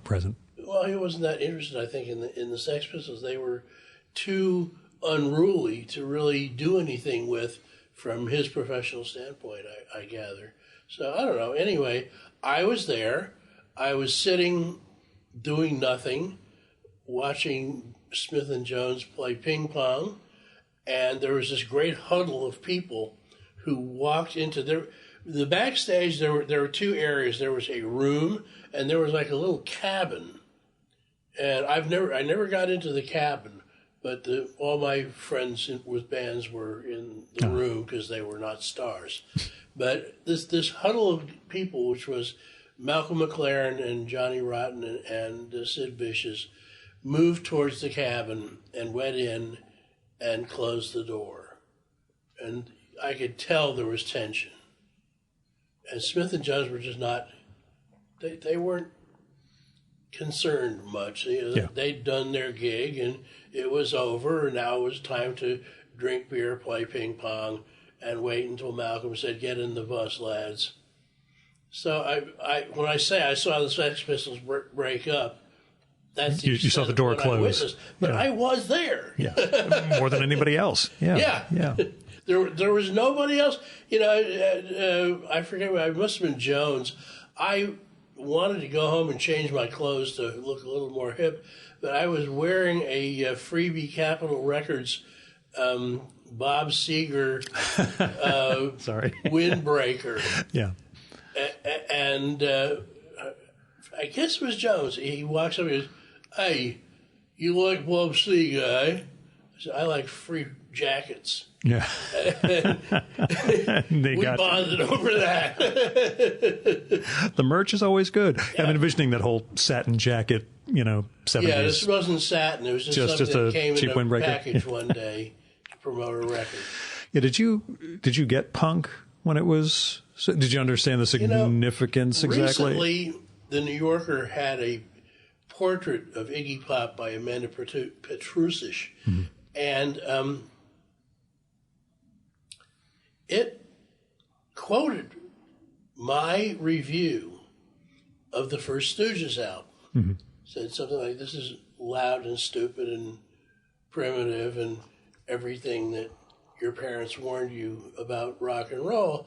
And as usual, when that is quoted, it was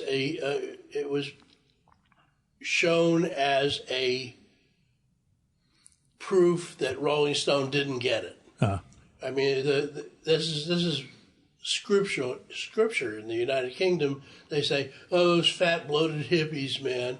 Well, I was not. I was probably fat, but what happened was I was assigned to review Abbey Road, and I was to get an advance copy so that I could listen to it several times to write the review.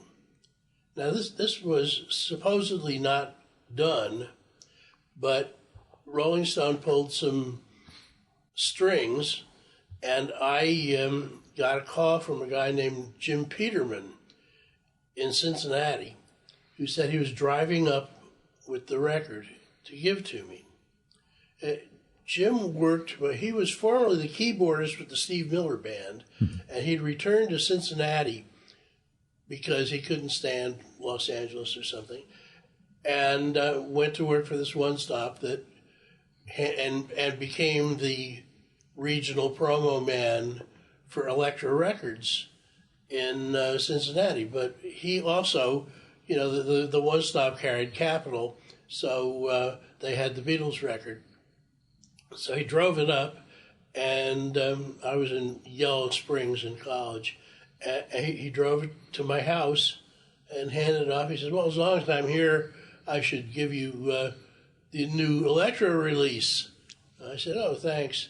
And so he gave me a whole bunch of them. He says, "Don't listen to this one." And it was a Stooges record, and he defaced the cover with balloons in the mouth going, "Duh," and "I suck," and stitches on Iggy's face and so forth. So naturally, that was the first one I put on because Rhinoceros, the New York Rock and Roll Ensemble, Ars Nova were probably not going to be very good. Right. So, so after I listened to Abbey Road, I listened to the Stooges, and I got it. Yeah. And I asked if I could review it. But that whole thing about it being primitive and basic and loud and stupid, It was a feature, not a bug. Yeah, exactly. Yeah. And so I guess I got punk avant la lettre, as they say. Moreover, when I got to San Francisco and was working for Rolling Stone, there was like a Michigan rock show at some venue. I really don't know even where it was, but I got in because it was Commander Cody, who were friends of mine. And it was Commander Cody and the Flamin' Groovies, who were not from Michigan, but I guess they were the ones who organized the show, and the Stooges. And the Stooges went on first, and Iggy was in top form. Yeah. So at the end of the show, I went backstage to see the Cody people and, tell everybody they did a good job. And I ran into Iggy. I said, "Hi, I'm the guy that wrote the review of your album in Rolling Stone." And he goes, "Boys, get over here." And so the band comes up. I thought, well, I'm either going to die or not. And he says, he reached out his finger and he says, "You got it. You fucking got it." And so I've always felt that no matter what the Amanda Petrusiches of the world had to say, or the collective British, that between Iggy and me, we know. Right. So I'm okay. Right. You'd be at peace with, Yeah. And I've seen him a number of times since then, and I did an article for Cream that was one of the most amazing things. He's ultra smart. Yeah. And that makes him not an easy interview, but a fun interview. Yeah, when you get people who, it turns out, have a lot more going on.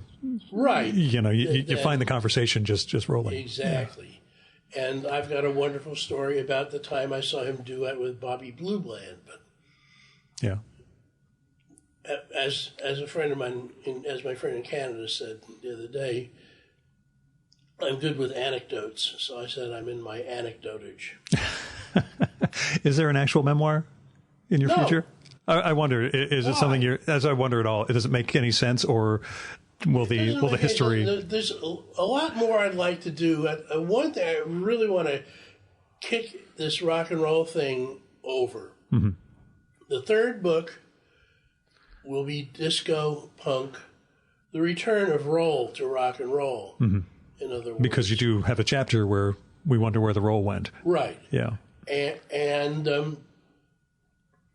as I said, I know how the story ends, which is with Napster and giving away music. That's why the second book has, as one of the chapter opening photographs, a picture by Baron Wolman of people with pliers taking down the fence at Woodstock to get in free. I found that section, yeah. Well, they won. Yeah, they're the ones who decided it doesn't matter what the artists make. 1968 going, man, the music should be free because it's ours. Yeah. Oh, really? Did you spend 2 weeks in the studio, making the song perfect?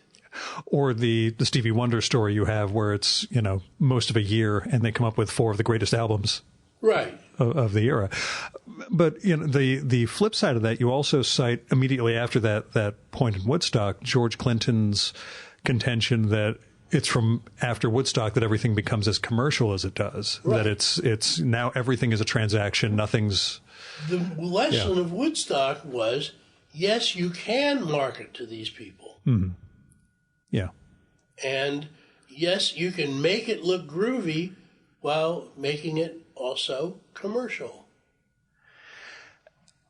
Which makes me wonder, because the end of book 1, the first volume, I mean, you talk about not singer-songwriter exactly, but, move away from A&R into, guys generating their own material. Right. And this one seems to end just at the moment where we're about to get Styx.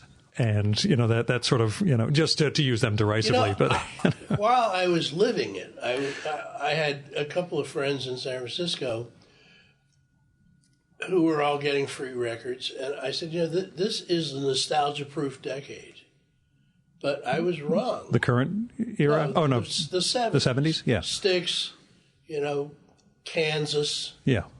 All this kind of stuff. I was wrong. Today, with the fetishization.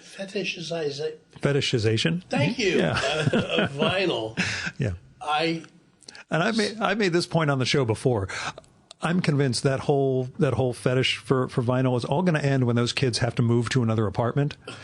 And then they discover how heavy this shit is and decide that, it was nice just having this all on my phone. But anyway. Regrettably, all of my 1,500 albums and God knows how many singles and 2 boxes of cassettes were glommed by the University of Texas for no compensation whatever.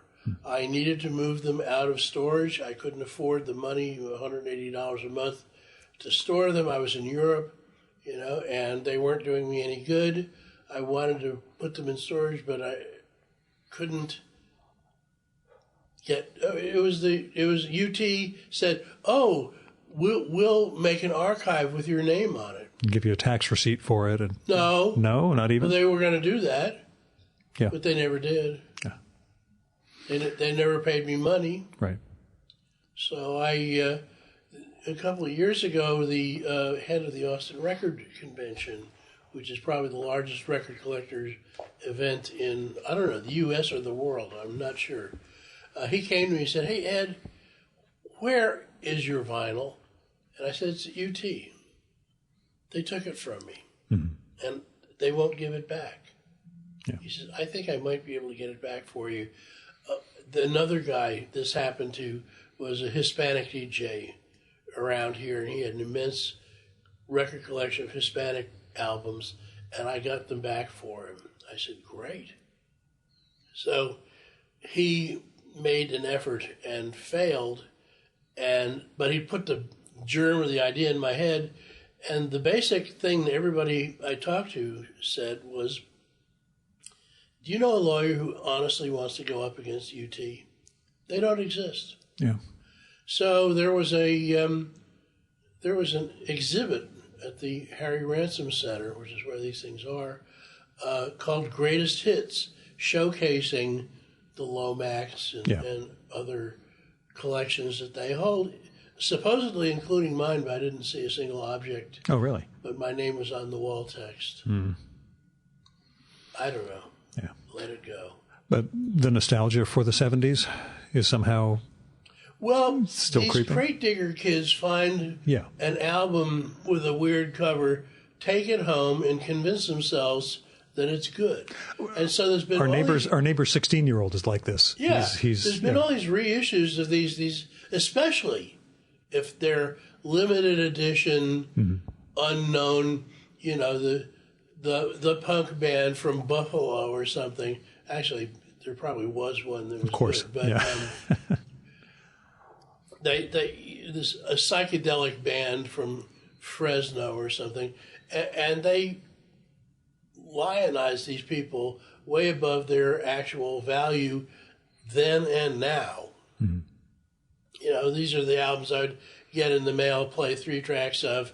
Oh, Nelly, and just pile, yeah.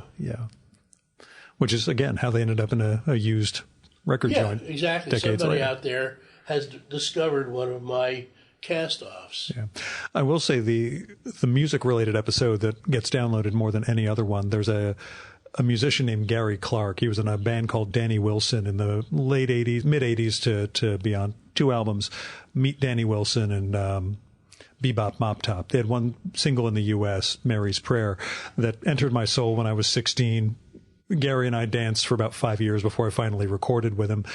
And again, just those 2 albums plus a couple of solo things. He's been a producer for a long time and music supervisor and all that. But that one, people just keep downloading and downloading. Everybody wants to, because they remember that Danny Wilson song, and they just focus. I don't recall that. Yeah, it was pop. It was this sort of post-Steely Dan vibe. It's a weird sound, but it's just one of those things that hit for me. What label was that? Don't even remember. Okay. And they were UK band, Scottish band. Oh, okay. Yeah. So. Oh, a tiny bell went off. Yeah, I'll play it for you before we split. I'll give you a couple of I bars. don't listen to music anymore. That's what I was wondering.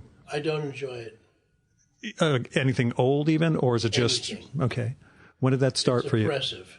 I went to Joe Nick's house for Thanksgiving last year. I walked in the front door and a James Brown record was playing, and it was like I was being physically attacked. Yeah. I think it's a combination of having been so little rewarded for putting time in listening to this stuff, and the fact that I am just burned out. Yeah. I mean, I have no interest whatever. I should check my email. Oh, no, I can't.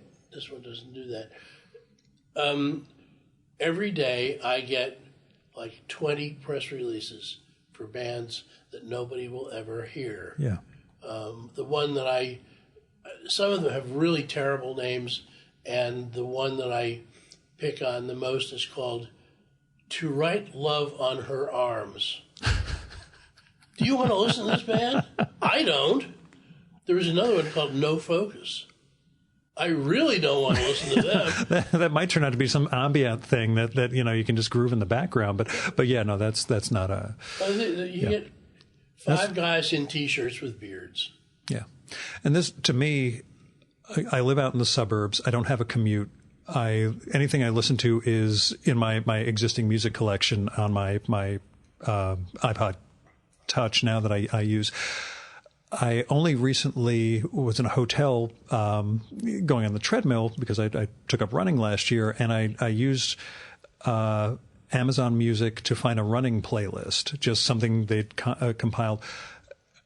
And it's all modern stuff. I had no idea. I had to keep looking to see who is that. I don't understand what this is. This is a hit? Pitbull? Okay, whatever. I'm running away from this. Yeah, at least that got me running, to be honest. I just can't take this anymore. Occasionally, something new wave would show up, like Aha or something like that. I'm like, okay, I recognize the entire something. Aha collection is being digitally remastered, put out in multi-CD boxes. No, seriously, I get these press releases. And also in high-quality vinyl, and with the super special demo editions that all outtakes and it's all about sales. I mean, it's always been, but but yeah, they figured out how to do this. They're telling kids that this is valuable, and mostly I disagree. Yeah, but so the band. The great Brown album, the second album by the band, is coming out this Christmas in some multi-disc configuration. And this speaks to the recent... Well, no, I blame Steve Jobs. Everything is a song. Yeah. And so... The album's really tough. That you have spent time ordering... a specific, there are, I'm sure, a bunch of songs that the band recorded for that album that they didn't use, and they didn't fit in to what they decided on because there was a finite amount that they could put on two sides of an LP.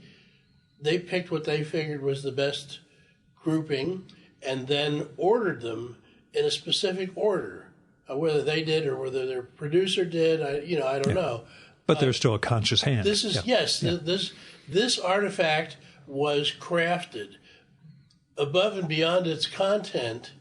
It was made in a specific way to be played and in order, and the last track on side 2 is the end. And so this has all been destroyed now.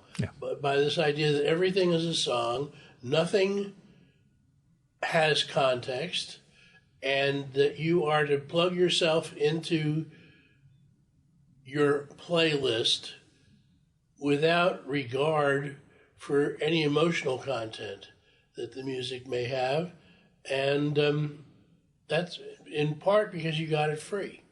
Yeah.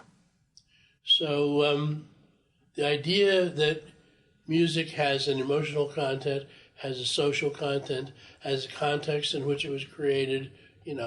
This is the album about my divorce. This is all vanishing because somebody has decided that the way to make money is to pretend that it doesn't matter.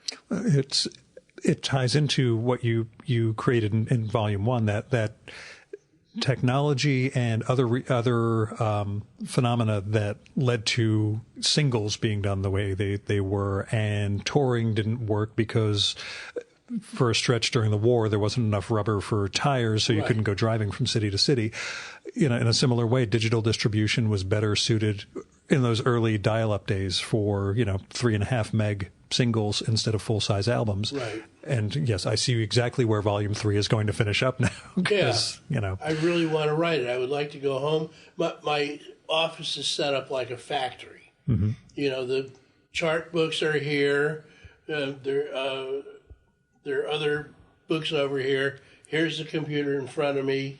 It has now an outboard DVD player because Apple stopped making. Yeah, there's no more drives on the optical drives. On the laptop. So I got to plug in a DVD player to play my complete Rolling Stone collection. Yeah. Which, boy, is that embarrassing to go through. Tell me. I passed the point where I was fired, so. which you told the story about last time we talked with the broom and everything. Only embarrassing to other people now. Yeah. Did you read the biography of Wenner? Yeah. I assumed you did. I contributed to his research. Okay. I won't. Well, I haven't read it yet, so. Oh, you should. Yeah. Oh boy, talk about contextualization. See, one of the things that I think emerges at the end of Volume 2 is the idea that the rock press, by fiat, has declared that rock stars are gods and must be treated that way. Mm-hmm.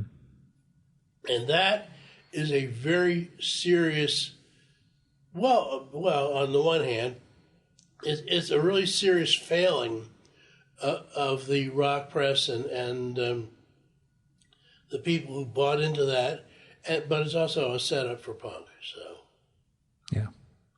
Can you talk a little about that that evolution of rock journalism? Because I think Crawdaddy already exists in Volume 1, right? He started in the early '60s, I wasn't sure if it was. No, it started in '65. Oh, okay. Paul Williams's mother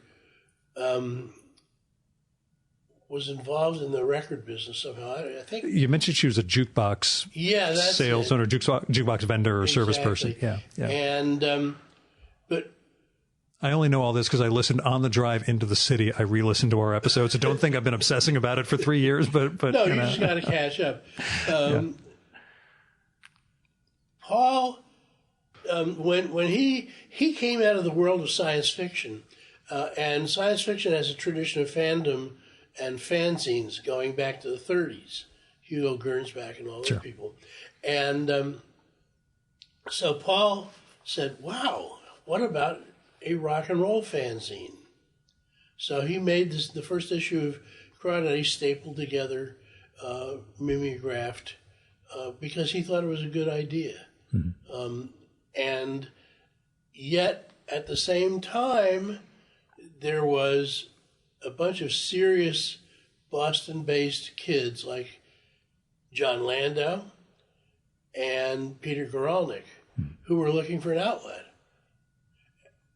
Now, the other magazine in town was called Fusion, and that was so hyper-intellectual that you couldn't read it. Yeah. And also because much of what was said in it was bullshit. Guys thinking they could apply what they just learned that day at Harvard, to the new, well, there weren't that many records at that point, but, the new Manfred Mann record or something. Yeah. And Paul poached the best people from that and found other people, like me, like Richard Meltzer and Sandy Pearlman, and that's the New York Crawdaddy was the first of those magazines. Mm-hmm.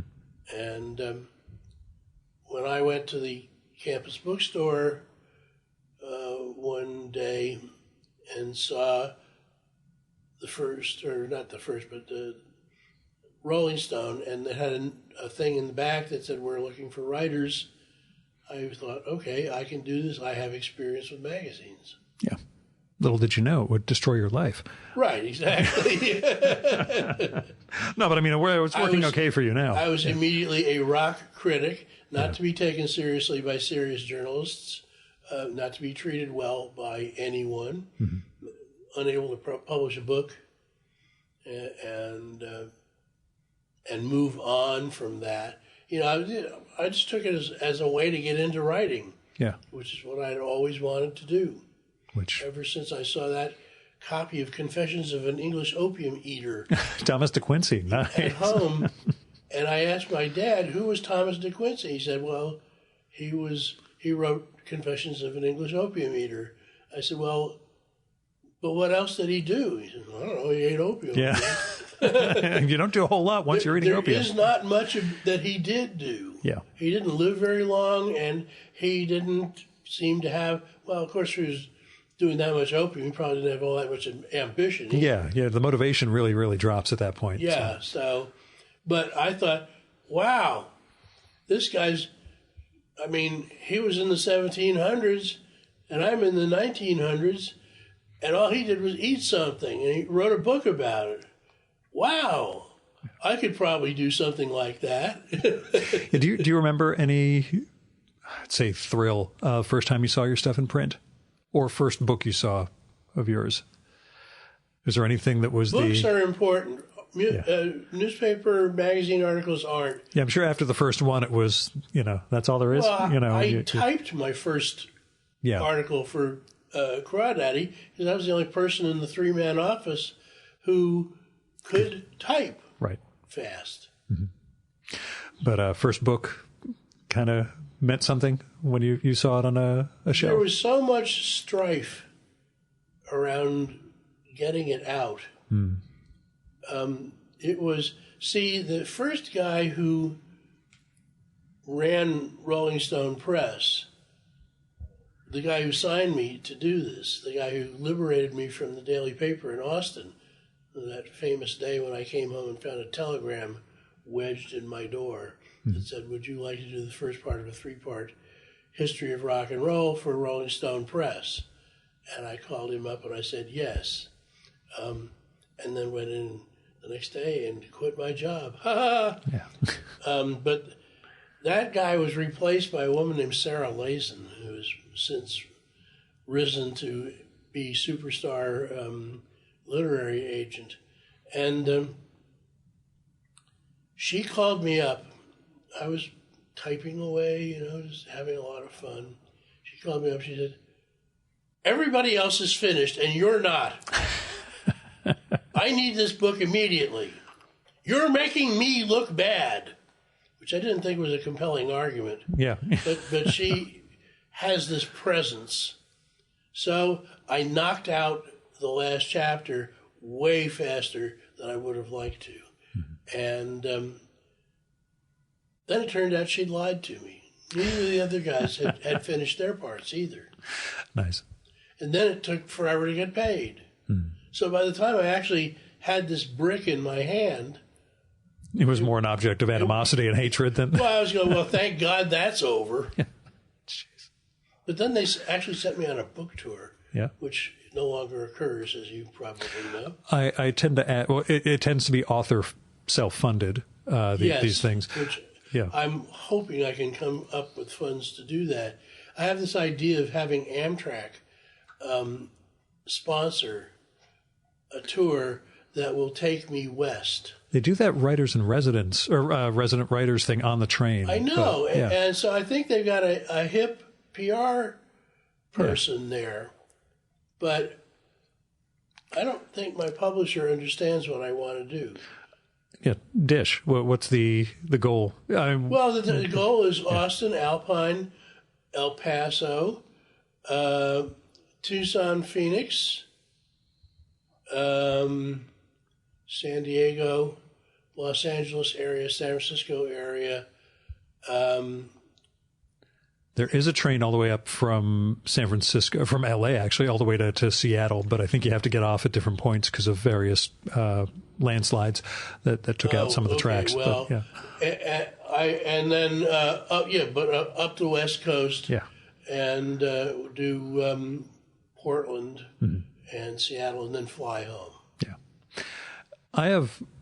I do so much Amtrak travel. I have so many frequent traveler points there. They actually owe me a train, so it's possible I've got some juice at the company now. So we'll see. Yeah, let me see. I still haven't talked. There's a new PR guy who actually seems to have a pulse at the publisher, and I want to see. He's actually got me into the Miami Book Fair this year, which is apparently a big deal. Yeah, it is. It's a lot of name authors. I really dig. Well, I'm supposed to have be on a panel, whether as a panelist or as a moderator, I don't know. I'm moderating a panel at the Texas Book Fair in late October. Oh wait, it's October already. Jeez, I know. This year in particular, zooming by. But Miami is November, and it'll coincide with the release date. Oh, good. And this episode will be held for that release date also, so everyone will know when it comes out. So this new PR guy seems to know what's going on. Good. It's tough. I mean, it is. You have enough experience with publicity from the music side over all the decades. Exactly. They should be making T-shirts. Yeah. And satin jackets. That's what we need. Nah, nobody does satin jackets anymore. It would be fetishization of the 70s. That's what we got to bring back. And cowboy hats. But this is the 60s. That's true. See, that's why I'm cautiously optimistic about this volume. Nobody read Volume 1, in part because I was sabotaged. But also you were doing the roots. Yeah. Back to the 20s. Yeah. The only billionaire I know, I had lunch with him at my favorite $10 Mexican restaurant. And he said, the book isn't going to sell because how many people alive today are nostalgic for the Moonglows? True. How many people alive today are nostalgic for the Kinks? Okay? This next book is going to sell much, much better. Mm-hmm. So I thought, okay, fine. I don't like nostalgia. I consider it destructive to a rational understanding of history. I'm not nostalgic for Mozart, but I do like his music, Ditto Duke Ellington, Yeah.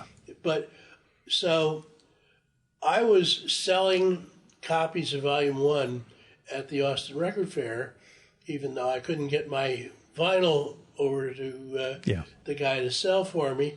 But I had the advanced copy of Volume 2 on the table, along with the Michael Bloomfield book and copies of Volume 1, which were both for sale. And one guy walks up, and the white strip across the bottom of the advanced copy that says The Beatles and Stones and the Rise of Classic Rock, he stuck his finger right on that's the one I want to read. Yeah, it's... Okay, fine. I didn't even know you could read. Yeah, but, if he could read, that would be the book he'd pick up. Exactly. Yeah. And the fact that they've got that white strip, that really... The one thing that annoys me is there are no print ads. There will be no print ads. Yeah.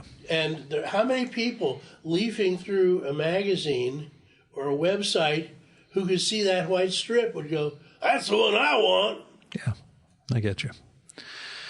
But, I mean... It is, again, nostalgia notwithstanding, it is a perfect era in terms of, Well, and like the guy said, how many people are alive? Yeah. We've been over-Beatled and under-kinked, perhaps. Sure. But still, anything with the word the Beatles on it is going to sell. Listen, it's my brother's kids, his 3 kids, first one was born in 2001. In 2000.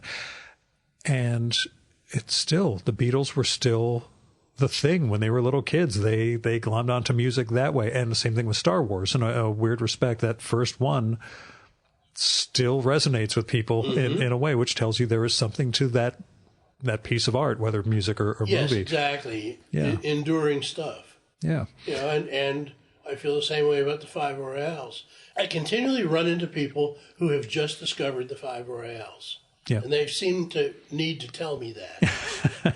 It's like, they're good. Yeah, I've been there, but Yeah. it is a question you bring up to kick off a chapter of the book. Beatles or Stones? Right. Well, that I realized after the whole thing was wrapped up that another theme for Volume 3 is a culture war in popular music that began with Beatles and Stones, but what it is how to put this? Well, pop music versus garage music. Sure. So pop music is by definition manufactured. The Beatles and George Martin, you know. It's all craft, yeah. Not all craft, but craft is... Four guys walk in the studio, go bang, bang, bang, that's it, you know. Whereas, although it probably wasn't exactly that way, the Rolling Stones sound like that. They are more the I could do that. Yeah. You know, I cannot go in the studio or I can't go into the garage with my buddies and come out with Revolver. Where the story from Keith Richards himself shows that he could do this in his sleep. Right. He literally wakes up one morning and discovers he'd recorded the line for Satisfaction. So, yeah. I don't understand how he got a cassette recorder that early on. Yeah. Was it cassette? I know it was. That's it was what he said. He woke up and the cassette had run out. Yeah. And he didn't even remember pushing pushing the button. Yeah. And what he played it back and that's what he heard. Yeah. That's straight out of his autobiography. Yeah, I recall that reading that at the time. Yeah. It was a literary pal who turned me on to that one and said, that's the musician book that shows you more of what it means to actually write and make music than any other biography he'd read in that world. That was something. Are you a Beatles or a Stones guy, or is it false dichotomy? Yes. Okay. I can also subdivide into Lennon versus McCartney, but, you know. Nah, I'm an omnivore. Yeah. I always sidestepped and went with the Who I got exposed to when I was way too young, like single digit age. Well, I Pity me, you don't have the kind of tenderness I have. Which is one of the things I love about the book. I know you don't intrude as a character within it, but there are enough editorial digs and comments towards, you know, the Who, Fleetwood Mac. The fact that Simon and Garfunkel don't actually get that much time in the book tells me you have a certain approach to or a certain, you know, aesthetic judgment on. No, it's not an aesthetic judgment, but, you know, Paul Simon was one of a number of folkies. Yeah. It's much more interesting that the whole profusion of the scene and how it... 59th Street Bridge song was the best smoking joint outside of Steve Paul's scene. Yeah. Which was under the close to the 59th Street Bridge. Mm-hmm. That was the only rock club in New York when I was at Crawdaddy. We used to go up there and endure Tiny Tim and Skipper's Scary Karate Show to see. Yeah. I don't even remember who I saw. I remember seeing the Young Rascals, but they were in the audience, and I remember Gene Corner standing up and yelling at somebody, "All I know is I believe in hobbits. Shut up." Okay. Blurry days. Which you do thank your dealer at the end of the acknowledgments or the liner notes, but it's a coffee dealer nowadays. Anderson's Coffee. This is a commercial. Yeah. Yeah. How's Austin changed for you outside of, well, how's Austin changed for you over the years you've been coming and going? There's no more community. There's no more scene. Everybody's grown up. The younger people don't seem to value. I was selling copies of Volume 1 at the bookstore during South by Southwest. And the guy who coordinates all of that, I can't remember why, he had to come by my house for something. And he says, "Are you going to do another book?" I said, "Well, I'm going to do another volume of this book.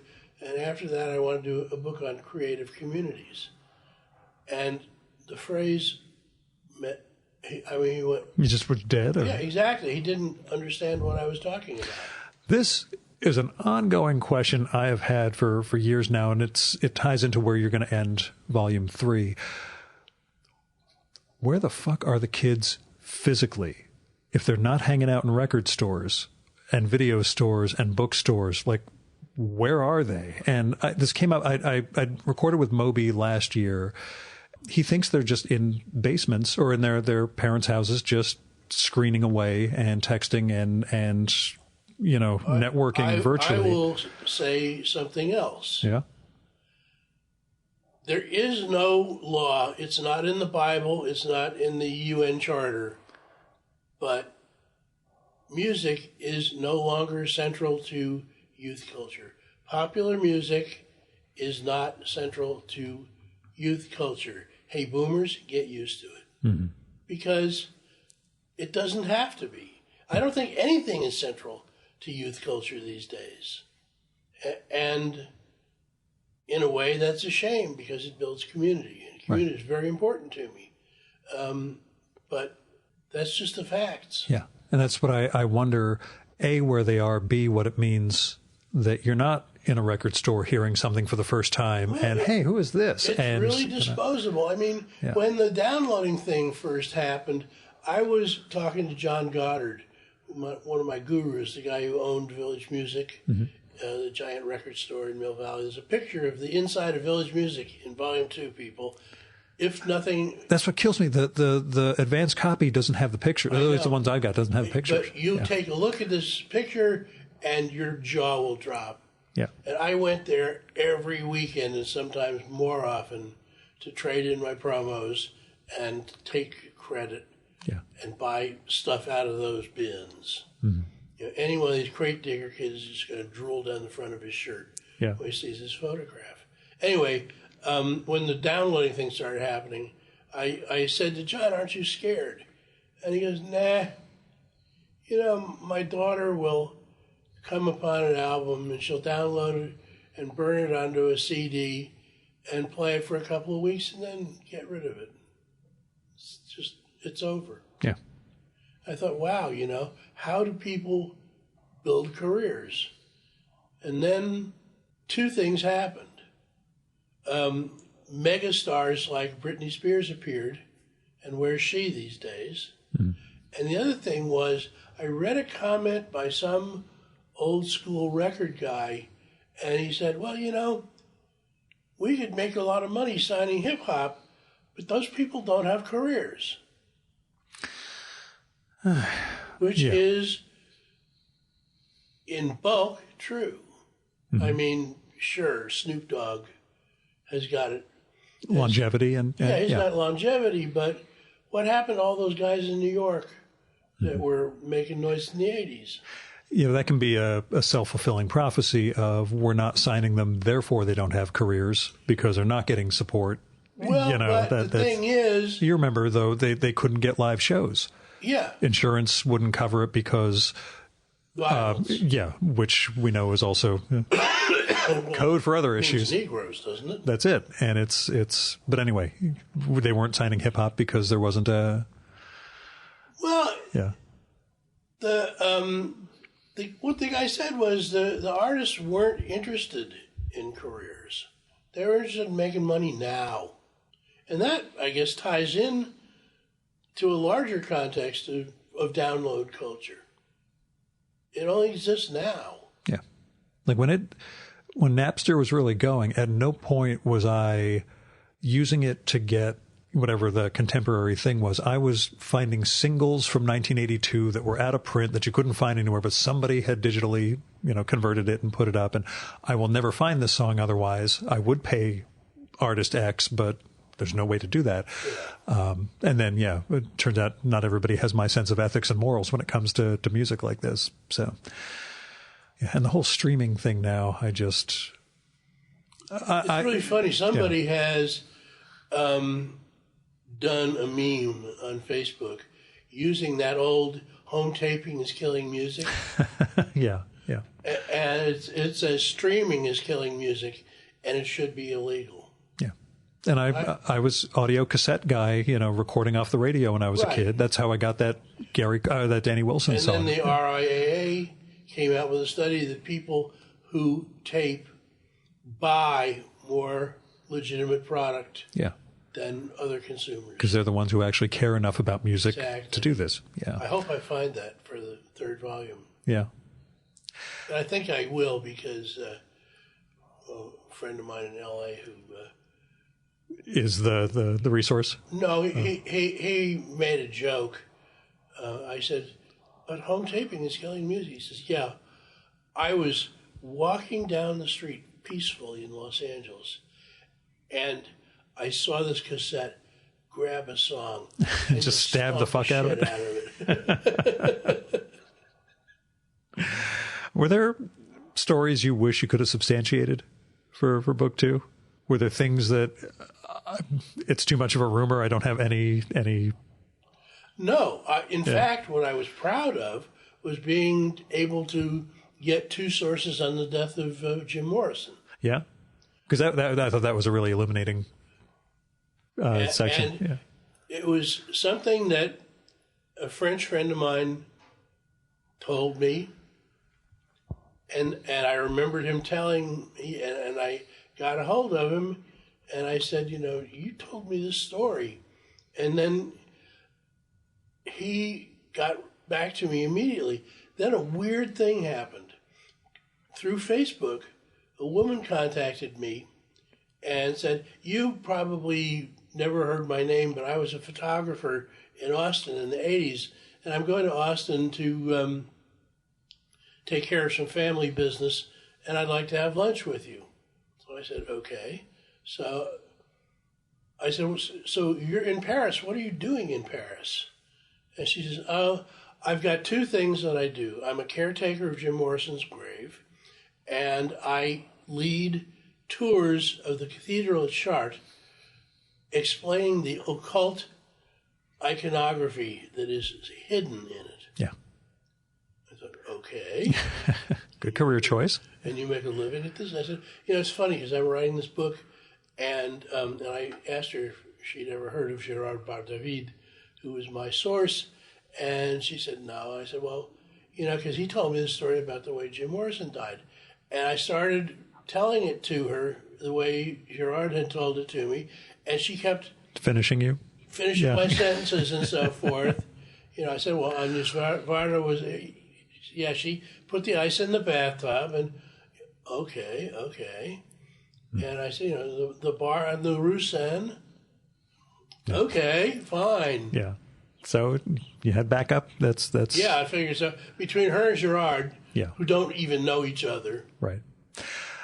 Of the recent rock and roll deaths, any of them really hit you badly? I'm thinking the last couple of years, only because the one I didn't think would affect me as much as it did, as much as artists like Prince and George Michael and all those guys. Tom Petty. I felt so, I was talking to my agent, not talking, but corresponding with him, and I said, dang, you realize I've never heard a Tom Petty record? Really? I mean, knowingly. Yeah. But a whole album. MCA would come, and that was one I didn't play. Ah. And he said, you're really missing out. Mm-hmm. He says, there is a documentary on Amazon, I think. You should watch. It's 3 hours long, and it's directed by Peter Bogdanovich. Oh, shit. Of all the people. I gotta look that up. So it's not a great document. I don't know enough about film to where I can say, I can prove that's not actually by Bogdanovich, but it's a weird choice. Yeah. Some guy who's like mired in 20s do-wacka-do music is what I always thought of him. But anyway, I saw the film, and I heard all these records, and I thought, oh, I have heard this stuff. And I learned all this stuff about who the guys in the band were, and that his drummer was black at the end, and he came from Bloodstone. Which comes up in the book, yeah. And I know Bloodstone. Yeah. That was a nice little... Yeah, because I only knew Benny Tench as the drummer for the Heartbreakers. So no, you don't. You know him as a keyboard player. That's it. That was my moment. I should have looked it up after I saw the reference of the drummer. Yeah, that's... for me, it was actually when Cobain killed himself. I'd never actually heard a Nirvana song before that. And I was like, oh, well, they were actually pretty good. They had these melodies, and I just thought it was a different sound than this. And it turned out I'd missed the boat by 2.5 years or so on that one. I was getting stuff from Sub Pop at that point, and it was unlistenable. I know because I was listening to bands like Tad and Mudhoney. It was just like I have friends who are obsessed with that stuff, and I'm like, I couldn't get it. There's a film called Hype that somebody sent me in the mail that I'm going to have to watch. But I figured, don't watch these things until they become necessary. I made my way now through 3 hours of the Grateful Dead documentary that Amazon produced, and spent time in front of the screen taking notes the whole time because I saw it before. I went to South by Southwest's premiere of it. I thought, 4 hours of a Grateful Dead movie, I'll stay as long as I could. And I stayed until the credits rolled. Wow. I don't know. There's so little of their music in complete form in the film that I honestly don't know if I want to listen to the Grateful Dead. But their societal impact. I was going to say the significance of them as opposed to the content itself. Yeah. And the way it spiraled out of control. And Jerry's obdurate insistence on keeping going. And I realized that the band was about what Jerry considered fun. And when Jerry started considering fun shooting heroin, it had a limited lifespan for the band. And Sam Cutler, their road manager, is a constant presence in the film. They somehow they filmed him sitting in the open door of the back of his Volkswagen van. And one of the last scenes is Sam sitting there going, the Dead blew it. They fucking blew it. And I thought, right. Yeah. You're absolutely right, Sam. It's a really good movie. Yeah. Even if you don't like the music of the Grateful Dead, you don't have to endure any of it. Yeah. What you have to endure is a story of a highly unsuccessful band becoming highly successful and destroying themselves. Great documentary. Which, in a sense, is rock and roll. Well, no, it doesn't have to do that. You know? I'd say the Stones managed to keep going in their 70s and beyond. Yeah, in whatever form? Incarnation, but yeah. I mean, when was the last time you wanted to run down to the store and buy a Stones album? Right. I remember even in the 80s, it was, why are they putting out an album before they really don't have to. We'll go see them on tour. That's what they wanted you to do. Yeah. Because they're making a lot more money off of your ticket. Yeah. Than they are off the album. Yeah, and that whole, again, like we talk about it, the economic models of this stuff, and the idea that just because it was like this when we were growing up means it has to stay like this forever is what this whole digital era has blown up, not just with music, but every other form and business that we know. Disruption, that's their shitty catchphrase. But, so the Dead thing, yeah, I've never been a fan of the music, so I'll... Well, I was always curious. I was living in Marin County, which Dave Marsh characterized these people as the master race of hippies. A friend of mine back in grad school, so early 90s, was like, anyone who can get money out of hippies deserves our respect. The fact that they could get these people to pony up money and follow them around. That's what Woodstock was about. Yeah. I'm still a little bit resentful for the fact that the New York Times put out a whole extra section in the Sunday paper about the 50th anniversary of Woodstock, and nobody bothered to call me. I mean, I'm the forgotten guy. Yeah. Unless I can resurrect myself with this book, it's over. I'll push, for what I'm worth, but yeah. It's going to take more than that. Yeah. And I really hope that the times get smart. I actually had a query yesterday or today from a woman I don't even know in Virginia, whose dad writes book reviews for the Washington Post and was going to review volume 1 for them, and somebody else got it in I have a couple connections there. his name is Anderson. It's not him, but I've got a couple of other people I wish at the the Post. Times had done it. Yeah. I mean, because that I think made a great deal of. Well, my goal, I don't think I'll be able to make it happen, but my goal is to get enough money to satisfy the Spanish authorities to let me to live legally in Valencia. Mm-hmm. That seems to me to be everything people think Barcelona is. And the research I've done, I actually discovered a guy from LA whose byline I know, and who we have mutual friends, who lives there. And I corresponded with him, said, this is how it looked to me. He said, that's pretty much the way it is. Yeah. I thought, okay, good. It's a name for it. The mild climate, because it's on the Mediterranean. Vibrant arts scene. He hangs out at a jazz club that seems pretty interesting. Might even get me to go see live music again. And low-key, good food. Pretty much what I want to do. Yeah. Again, we'll make the book sell. So. Well, and also somehow do a cultural realignment so that Europeans accept the fact that people are freelancers. Oh, is that a... At my age, I should have a pension from my many years of service to my company. Which doesn't exist. I don't. Well, they just don't understand freelancing. They don't. The other the other thing I wanted to bring up, just because I think it happened after we spoke in 2016, catastrophe at your home in Austin. Right. You had a flood and had to relocate for a while and move back in.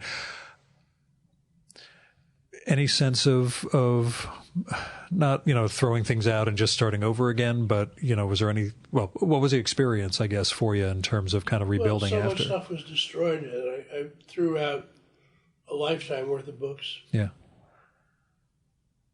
The people who, quote unquote, restored the house stole a lot of my CDs. Okay. Which is a really stupid thing to do if you've tried to sell CDs recently. Yeah. But they did. I can get 4 cents for this. Yeah. Yeah. And a lot of stuff they didn't really fix. Doors are hung badly. I had a wooden deck out back. It's now all warped boards. But that's good because a family of possums moved in there. And if you know about possums, you know about insect control and a certain amount of snake control. Yeah. So every time I see her out there, I wave. You figure, on balance. She hisses at me. But I've seen her toddling along the perimeter of the building. Yeah. It's obviously a feeding thing. Mm-hmm. Also, ticks. Possums are attractive to ticks, so they jump onto them and then they go and eat them Nibble off away. themselves. Yeah. My old greyhound we refer to as a ginger tick magnet because we couldn't take more than 5 steps out where I live in New Jersey without 3 or 4 on him. Right. So, yeah. So that was the only good thing that came out of that. And it slowed down the process. All the closets had their hanging bars disappear, so I no longer have closets. It was horrible, horrible, horrible. Yeah. And it certainly gave me a chance to rethink Austin. Yeah, I guess in those terms, is there anything keeping you there if it's not the possessions themselves? The possessions themselves, 100%. If I've got to do another volume of this book, and I certainly hope I do, I can't get rid of any of that stuff, or any more of it than the flood got rid of. Fortunately, I had segregated my music books into a couple of bookshelves, and they all survived. Good. So I want to get this get this done and get out or move or, I don't even know where. I may not be able to make Spain, but there, maybe upstate New York. I really don't know. There's got to be someplace. I'm wary about any place that has ice and snow because I've recently apparently developed rheumatism in my hip, and I keep falling, and I want to get that fixed. But it's a freelance life. What? It's a freelance life. Yeah, it is. No particular health insurance other than Medicaid, Medicare. A lot of the money for which was rejected by the state of Texas. I really would like to get out of Texas. I mean, Austin has its nice points, but too much outside the state. And there are those guys walking around the Capitol grounds every day with their AKs. Yeah. To prove that they can. America. Yeah. Yeah. Not all of America. I keep thinking, hoping. Can't move to Canada. Speaking of ice and snow. Yeah. I was going to say. Possibly afford Vancouver where it doesn't ice and snow. No, but money flooded into Vancouver, and that drove everything. And now it's in Montreal. I mean, bilingual construction signs. Yeah. And I don't mean English-French. I mean English-Chinese. Yeah, and that was the same thing with Vancouver. It was all Asian money, or all Chinese money getting out of the country. Which is kind of weird because when I listened back to our conversation in 2016, the first thing I asked you was, what's home? And and I talked about rootless cosmopolitans. Yeah, and you didn't have a home then either. That's Oh, that's true.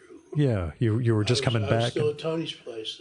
The tin roof above my head and all the pecans dropping off the trees. We have a neighbor they got a house with a side sort of shed that's tin, and it's sunk in. We live in oak territory, so it's just acorns, just bouncing and clattering. Pecans are bigger. Yeah. Ed, I'll let you go. I'm going to, tell everybody about Volume 2. If it is a nostalgia thing that leads people to read it, at least they're reading it. I want their money. Gosh darn it. I want to get out of the red with the publisher, which still hasn't happened. It has for the Bloomfield book. Yeah? Yeah, I just heard that... you earned out? I may be seeing, that's the only money I've made from writing this year. It was a royalty check in January. And when I say I still haven't made my $1,000th, I will confess that I am $14.75 away from that $1,000th. But still... Hello, it is October. Well, we'll start a Patreon for you. I'm just kidding. I was going to do that, and then I thought, I can't bring myself to do what they say, to do the ask. It's tough. Although, one thing I could certainly enjoy offering is a blog. I mean, when I get home, I'm going to want to blog this trip. Yeah, that's all you have to do for this sort of thing. You produce content like that. You create a couple of tiers. Yeah, I want to do a $1,500 tier for a syndicate. Yeah, so that I can pay my rent. Yeah. It's always nice when somebody actually... I've received gifts for doing this show that have surprised me. There are regular people who give a couple of bucks a month, and every so often on PayPal somebody will put... larger amounts in there. I'm like, that's very kind of you. It's going to cover the parking garage and tolls and all the other stuff I deal with this. I'm not, I'm not that public. You've got people who listen to the podcast, and I don't have that kind of a public. Yeah, so you got to build that. And I know the audience building thing is a weird thing in the internet age, which again is going to be... somebody who basically sits in his house and pushes buttons on a computer. Yeah.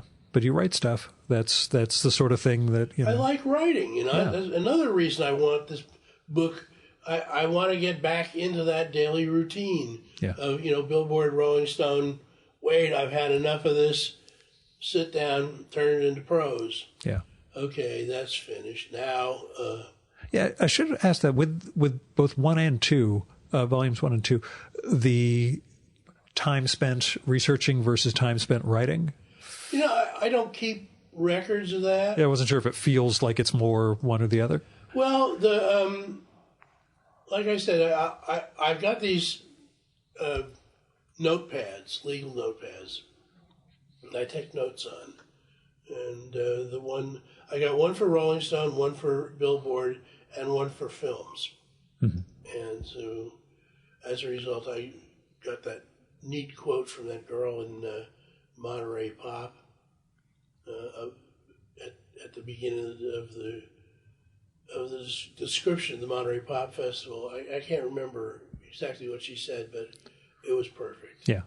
And those fill up, and it's sort of like eating. I get to feel I'm filling up too, and there comes a point where, wait, I got to get rid of this. Yeah. And so I'll go, wait, this is a stopping point for this narrative. And so I go and do it. And that's why I'm a little unhappy about the way this book has been titled, because they say, 1964 to 1978? 77. 77. Well, the 77 is way out of chronology, but when I did the 1968 Elvis special, I said, who knew that he had less than 10 years to live? And I thought, well, you better fill that in. And then I started realizing as I moved on that the book was getting too big, or not too big, but just big enough. Mm-hmm. And so I tacked on this postscript about Elvis dying, which was the end of an era, which I also see. There's one where I am in the book but not in the book. Yeah. The ending, Jake Riviera sending me a box of records. Oh, yeah. And saying, only one Elvis left now, which is like a foreshadowing. But I had to end Elvis, the story of Elvis, because there's really nothing for until 1978. He's doing stuff, but it's nothing stuff. Yeah. He's you said there was an album of him bantering on stage or something. With Elvis on stage. I got about 3 copies of those. The RCA publicist guy, Graylin Landon, God, what a great man he was. Mm-hmm. He had been around forever. When I met all of the publicists, when I got the job at Rolling Stone, I flew down to Burbank, and all these people met me at the airport. Michael Oakes, Graylin Landon, Billy James from the Byrds, I forget who else, and they all took me to lunch to warn me that somebody I was going to be visiting had a contract out on him. The rubber dubber. When we're off mic, I'll tell you about another very recent story of that. So, Graylin, I think this was the trip where Graylin took me out to his house in Tarzana and said, let me show you something. He opened up the garage, and there was Elvis's gold Cadillac there. You can now see it. Well, Graylin's entree into RCA was he had been working for the publishing company that the Colonel got all his songs from to give to Elvis. Yeah. And the Colonel said, why don't you take this publicity job that's just opened up at RCA? And he did. And it was like the way he got out of the clutches of Andreas von Kuijk. So anyway, I have sat in the back seat of that Cadillac. Yeah. Which is not gold. And the gold records on the roof inside are made out of cardboard. I mean, it was really a great metaphor for Elvis. I was going to say that's right perfectly fitting. Yeah. Which again is one of those things that contemporary audience may not get the level of how far Elvis had fallen from the public eye in those last bunch of years, that there was no great Elvis phenomenon. He was some has-been who was... The great Elvis phenomenon was the fan clubs. Yeah. Those women scare me. I interviewed a bunch of them. Yeah. But anyway, I tacked that on because I had to.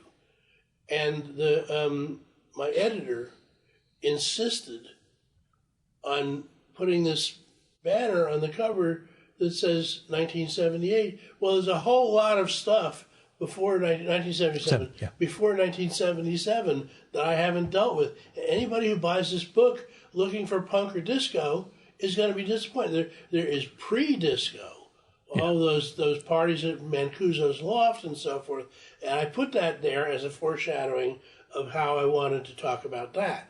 But my point in Volume 3 will be disco was, in many instances, rhythm and blues by other means.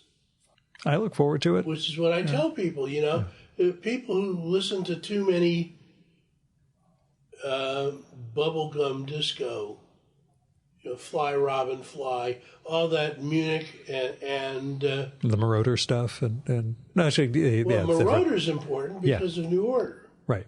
Yeah. I mean, I can literally, once again, a story where I will not appear is when I first started going to Berlin, it was because I was chasing a girlfriend who lived there, and she hung out at a bar which just closed this year, speaking of ends of eras, a bar called the Penguin, which was owned by a guy who was never there named Volker, and it was run by a guy named Mark Reeder, Gusto, whose real name is von Gostowski. He's one of those characters, maybe not royalty, but descended guys. And a guy named Chaos, who I don't know if he has a real name. I actually did discover his real name at one point, but Chaos is much better. He is that, Anyway, Mark somehow wound up in Berlin. His childhood best friend was Bernie Summer, who joined Joy Division. Mark was already living in Berlin when Joy Division broke up, he hung himself, and they didn't know what to do, and Bernie decided to go to Berlin to hang out with Mark. Mark, meanwhile, had discovered electronic music, mostly through the people who were using sequencers to do synthesized backgrounds. And Marauder was the guy who interested him the most, so he had a bunch of his records. And Bernie, it's like, hey, Mark, what are you listening to? And Mark says, check this out. And he says, how do they do that? And he explained them sequencers and how you can interface them with keyboards. And a light went off in Bernie's head, and the next thing we know, we have New Order. And that has to be, that sort of confluence of disco and rock is very important to what happened next. People who think of Joy Division as just a punk band are sort of missing the point. Because between Bernie and Hook, they got it immediately. And we'll end after this, but you have that moment near the end with just an example of the family trees back in the 70s. You start with Paul Rogers, and you just suddenly have this profusion of this guy went to this band, this ended up here, these two guys hooked up, and you show how this stuff is. There's a family tree to a lot of this. And there's a watering down of the original thing that brought these four guys together. Yeah. Which is always it's never the golden age. It's always afterwards that back then it was, we really had it. And, nostalgia. Anyway, I'll leave you to it. Ed, thanks so much for coming back on. Well, let's hope to do this again soon. I'm 3. Looking forward to it. I'll do my part. Not as much as I am. I know.